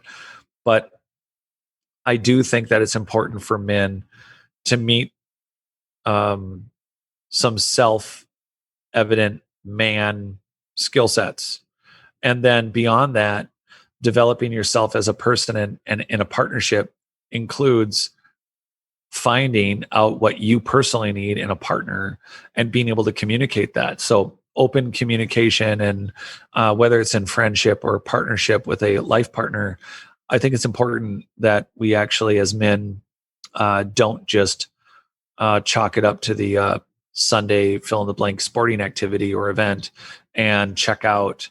And I don't know, I don't have, as far as the general question of what it means to be a man, I do think it means that you can go shopping with your girlfriend or wife and help her pick out clothes, because that's really fun, because it's hot, because it's one of the legit times you get to judge them because they want your input, and you get to look at them in places you would otherwise be a pervert, and you get to tell them whether or not their chest is perfect in that dress or blouse or whatever. And they're looking like, why would you not want to go shopping with your girlfriend or wife? Why would you not want to have that communication be there? And so I do think being a man looks more complex, because my experience has been, I feel like women of all ages lately, I've seen that women really love personal development. Women are constantly personally developing. That's why they're not just worried about being skinny or looking good. It's not just that stereotypical. They're constantly reading. They're constantly developing themselves, including hobbies. I have some great friends that are super good at this that I can think of, and they're just not looking for a guy that they can't have a dialogue with. So this isn't supposed to be relationship therapy, but I do think that in pursuing what it means to be a man in reference to either being tough or strong or intellectually well-rounded, I do think that as a man, I think one of the other big components of being a man is when you are in a relationship. It's not a have to, it's not a need to, but when you are in a relationship, I do think that it's important that you are able to effectively listen, not speak to, but also listen to your partner. And that's a skill set that escapes a lot of guys. And I think quite stereotypically, just because of hobbies and ill-learned behavior by older generations that don't realize that they married their mommies, that they have an unhealthy relationship with what a partner is. And I think that's a tough road to hoe, but discerning that and having dialogue about it with other guys and maybe that life coach, and also just working on it with the openness to all the new avalanche of technology, ideas, and streams of consciousness and thought, that there's a lot for all of us to do. And identifying a partner that is actively pursuing those things also, or at least has an interest, means that as a man, it's not masculine. Not that that's the specific reason for the point of the statement, but it is not masculine to explore those questions with a partner who also may not have the answers. That doesn't make you look like less of a man. Being willing with a partner to go on a life adventure where, yeah, bucket list, don't know anything about Machu Picchu and I don't know about our deep, crazy, weird history, but let's go to Machu Picchu and yeah, I'll do that ayahuasca thing with you. And I don't know what it means, but we're going to go check it out. Or, let's go shopping for your sarong first and we're going to go hit the tropical Bali, pyramid, whatever. There is a lot of ways to participate and connect as a man, spiritually and intellectually and individually, that I think, again, 2020 hindsight, being able to maintain that stoicism and at the same time an openness. I don't think there's any origami of perfection here for any individual man, but I do think that those are some of the ingredients to being a man today, where you could simply just get on your video game thing or eat like a cockroach and go do your 9 to 5 and have pool league on Thursdays. And, again, nothing wrong with pool league. I'm just saying you could fill up your life with just not actual personally fulfilling hobbies and activities. And like a lot of stereotypes where it's like, oh, we had a family, but after they were grown up, we didn't have a purpose or a connectivity anymore. I do think that it's easy to live a life that is disconnected and muted and just collectively self-absorbed. So I like what you said. I wrote it down and put it in quotes, finding out what you need in a partner and being able to communicate that. I like that because it's twofold. You have to, finding out it speaks to like knowing yourself, right? Because you have to discover what your needs are, right? Like sometimes that's the hardest part of the equation, or it could be the other part, which is communicating whatever you find out to your partner. Like, and then I think you nailed it right on the head when you said that, learning to communicate with loved ones is like an ongoing witchcraft, right? It's I just hit the nail on the head. So that's a great answer. I love it. Thank you. Well, thanks. Yeah. So you're officially out of the hot seat. What did you think about the experience? Any thoughts on the questions in general or the show overall? Well, so for everyone out there listening, this is my first time on the show. It's been fun. From a technical podcaster nerd / guy who does this also, it'll be fun to hear your bumpers and how you put it together. So there's some technical stuff that people won't know about, but I will be interested in all that. As far as the questions go, I think these are all part of a long list of, I feel lucky because these kind of questions and the topics were things that I had a core group of friends through a few different circles that we explored constantly from probably 7th grade on. And I don't realize how lucky I've been in that, there are people who definitely don't do this or don't have these dialogues and don't have these questions on their mind even. And even if you have the questions on your mind, here's the point of being, like you mentioned earlier about being really connected with someone.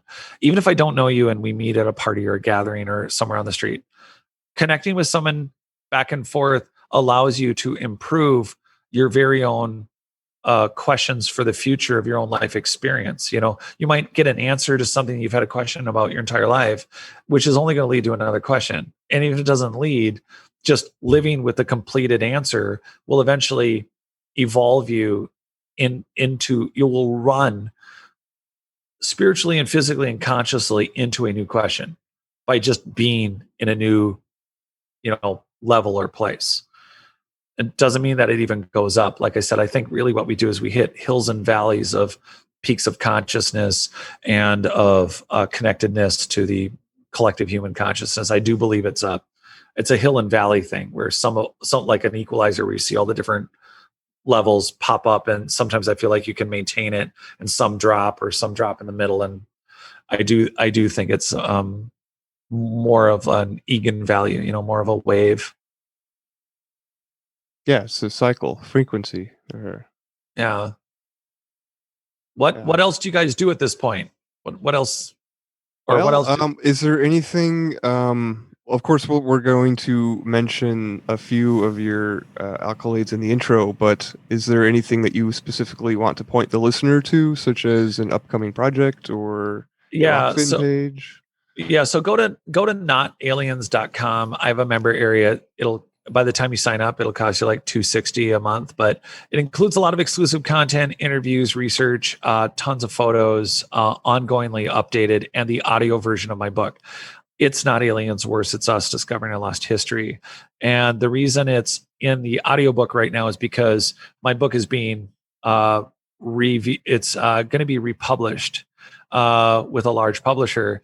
And until it has its it's going through an update. So you can't get my book right now in print. You can only listen to it in audio. So that's on notaliens.com. Yes, I have Not Aliens YouTube. Please go subscribe. At the same time, I have a Rockfin channel, and I've been slower going, and that's only been premium because I really like the Rockfin concept. I didn't know where to go with it. Like I said, I've been going through a rebranding process. So there's going to be new audio and video bumpers for me. I'm also on Everything Imaginable. I co-host a couple times a month, Dark Hour Paranormal, and the Cosmic Salon. And of course, Not Aliens, I release episodes myself with other interviewees. And of course, my general interview schedule is usually updated quite frequently on Not Aliens. So you can hear my prior lectures. I did one at America's Stonehenge recently. There's a documentary that we just put out. But yeah, there's ongoing work. I was just on Leak Project a couple times. So there's always something out there that involves lots of rabbit holes that maybe just gets in on the mechanics of one of these particular subjects, or gene expression, genetic memory, conscious water, collective human consciousness, our genetic history, elongated skulls, aliens, or is it us? I mean, polygonal construction, cymatic metamaterial. I mean, all of that gets broken down in a lot of other stuff. So that's, and the 3 books that I'm working on now with Jen, those release dates will likely not hit. I would love for the first one to hit this Christmas, but I don't think that's realistic since it's literally 3 months away. So I think we're gonna look for spring or fall for next year for the next book too. So that's the basic mechanics. Right on. Well, I've definitely enjoyed listening to your work on Rockfin. I'm going to check out the other sources or the other places that you mentioned. And I encourage the listeners to do the same. The Rockfin, it's not. You mentioned it was premium, but to me, this is going to be the alternate to YouTube in the future. So, for listener, if you haven't made the switch over already, consider doing that. We don't have a thing on Rockfin. I'm just a fan of Rockfin, and Grammarica's on there, of course. But unless Adam, do you have anything else that you would like? Not to in say? particular. Thank you. It was a very there's a lot to digest. Very easy interview, so I appreciate that. So thank you so much for spending your time with us. It's not lost. Oh, well, you're very welcome. You'll have to, a lot to digest. I hope that's positive. Oh, no, that absolutely is positive. I mean, if you think of sitting down to dinner and there's just a couple of string beans on the plate, it's like, Just kicking them back and forth. Exactly. Yeah. Thank you so much for spending time with us. Yeah. It'd be interesting. I will add this. So one, thank you for having me on. And then you'll have to get me the links and everything so I can post them on the site, because I do post all that and link it. But I think it'd be interesting to do, you do 13 questions going in, And then you should do follow-ups where it's like, how have you applied, or how have the 13 questions affected you over the last 6 months or a year, or The last time we Or- talked, right? maybe the 14th question is there anything that we've talked about in the last 13 questions that was something you hadn't considered before or had an impact to you on a way that you might think about it moving forward? Just an idea. Yeah, no, if you have any suggestions like that, or come up with a completely new question that you think would be a good fit in the mix, send them over. Like we just updated the well, not just, but kind of semi recently, we just switched the order of some of the 1 through 13 questions. And then switched the order up, replaced them with some bonus questions that we had on the back burner. So yeah, we're flexible here. And then as far as like having repeat guests on, we have not yet had one repeat guest on, but we will have to figure out like some way to incorporate that. So I love your suggestion of going back and asking like, okay, since we've talked, the last 6 months or however long, what has this effect had on you? Like, it's a great idea. Well, maybe the bonus round or the 14th question really is about in revisiting your life up till now. What of these questions, or what would you in this dialogue now ask of yourself moving forward that would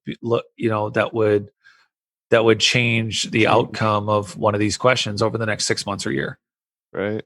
And then, irrelevant to whatever their answer is, the question is, would they come back on in 6 months and have another chat with you, or year or something? 6 months. I think probably like 6 months would probably do it, or even 4 months. It depends on the person and the activity. It depends on what they do. It depends on, how do they rinse, wash, repeat, what their life cycle is. Are they somebody who comes up with 20-second jingles, or do they do workout routines, or do they do, fill in the blank?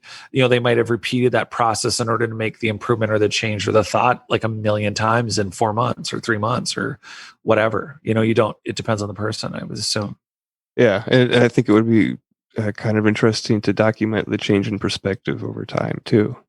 I like your guys' anthropological look at this. I just love that you guys are, you are really, I'm coming up with the idea. It's inspiring to come up with the idea because it seems like you guys are really like going at it.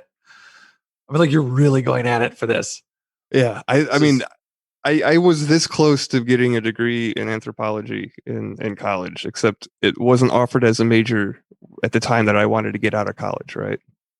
So, when I heard you talk about all this stuff on Grammarica, this is all the stuff that I wish I could have done, but because mainstream doesn't want to acknowledge anything that's actually true, I'm like, I'm not going to waste my time, just chasing grant money to not find out the truth, right?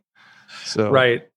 And then Dr. Gerald Pollack, the fourth phase of water inventor or discoverer, and he's got an institution, founded outside of his academic institution that does exactly that. It allows scientists to pursue things that wouldn't otherwise come up with the correct answer, in quotes. And so there are rogues out there that are still not fired and operating within the academic system. But then at the same time, I'm just glad you went the same route as Bill Gates, Michael Dell. Well, all the other great dropouts. Yeah. I mean, go ahead. If you're going to be uber successful, you should be a dropout. Right. It seems to be.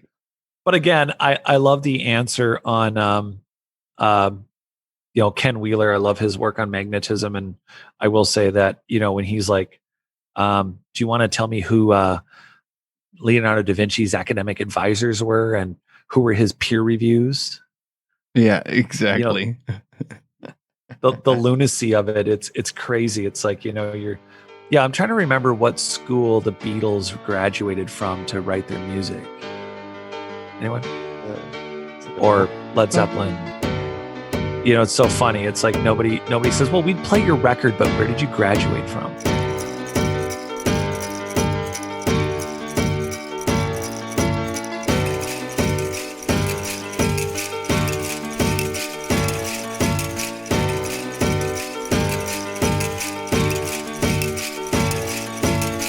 I don't wanna hold night. I don't wanna hold night. No what? you wanna Hawaii? How you wanna Hawaii? Yo, what? How you wanna Hawaii? How you wanna Hawaii? Yo, what? How you wanna Hawaii? How you wanna Hawaii? Yo, what? How you wanna Hawaii? How you wanna Hawaii? Yo, what? How you wanna Hawaii? How you wanna Hawaii? Yo, Why what? is one man rich and another man poor? Why we ain't satisfied? Why we gotta have more? Why your suicide rates on the rest so high? Why I tell you the truth but you say don't lie? Why is being a good father at an all-time low? Why is it acceptable? Yo, why I don't know. Why she blame him and he blame her? It's useless. Ask yourself this question. Why you making excuses? Why do parents gotta bury their kids? Why we text and drive, not caring how scary it is? Why it's so hard to forgive and leave the past behind? And if you did, then that's divine. Why don't you help your brother when you see him fall? Why do we act like God don't see it all? Why do we call them black, them white, them Asians and use labels? Now that's racism. How you wanna Hawaii? Why? How you wanna Hawaii? Yo, what?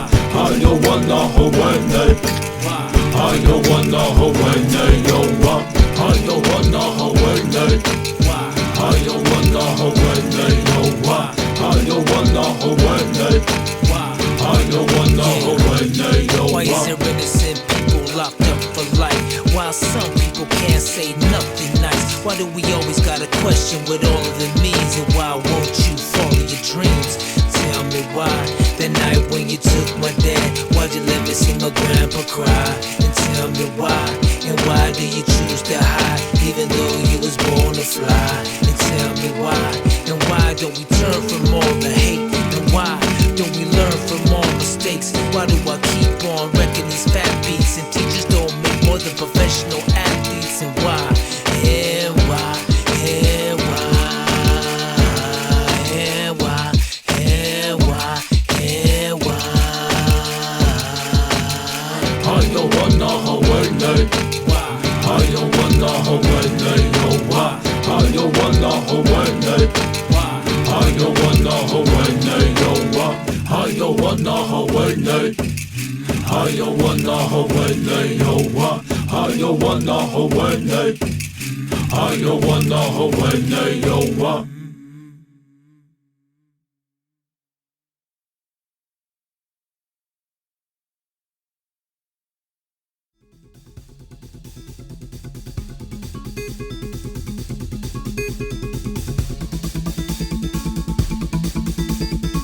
This should be considered entertainment and not therapy. We hope you benefit from our resources available at 13questionspodcast.com.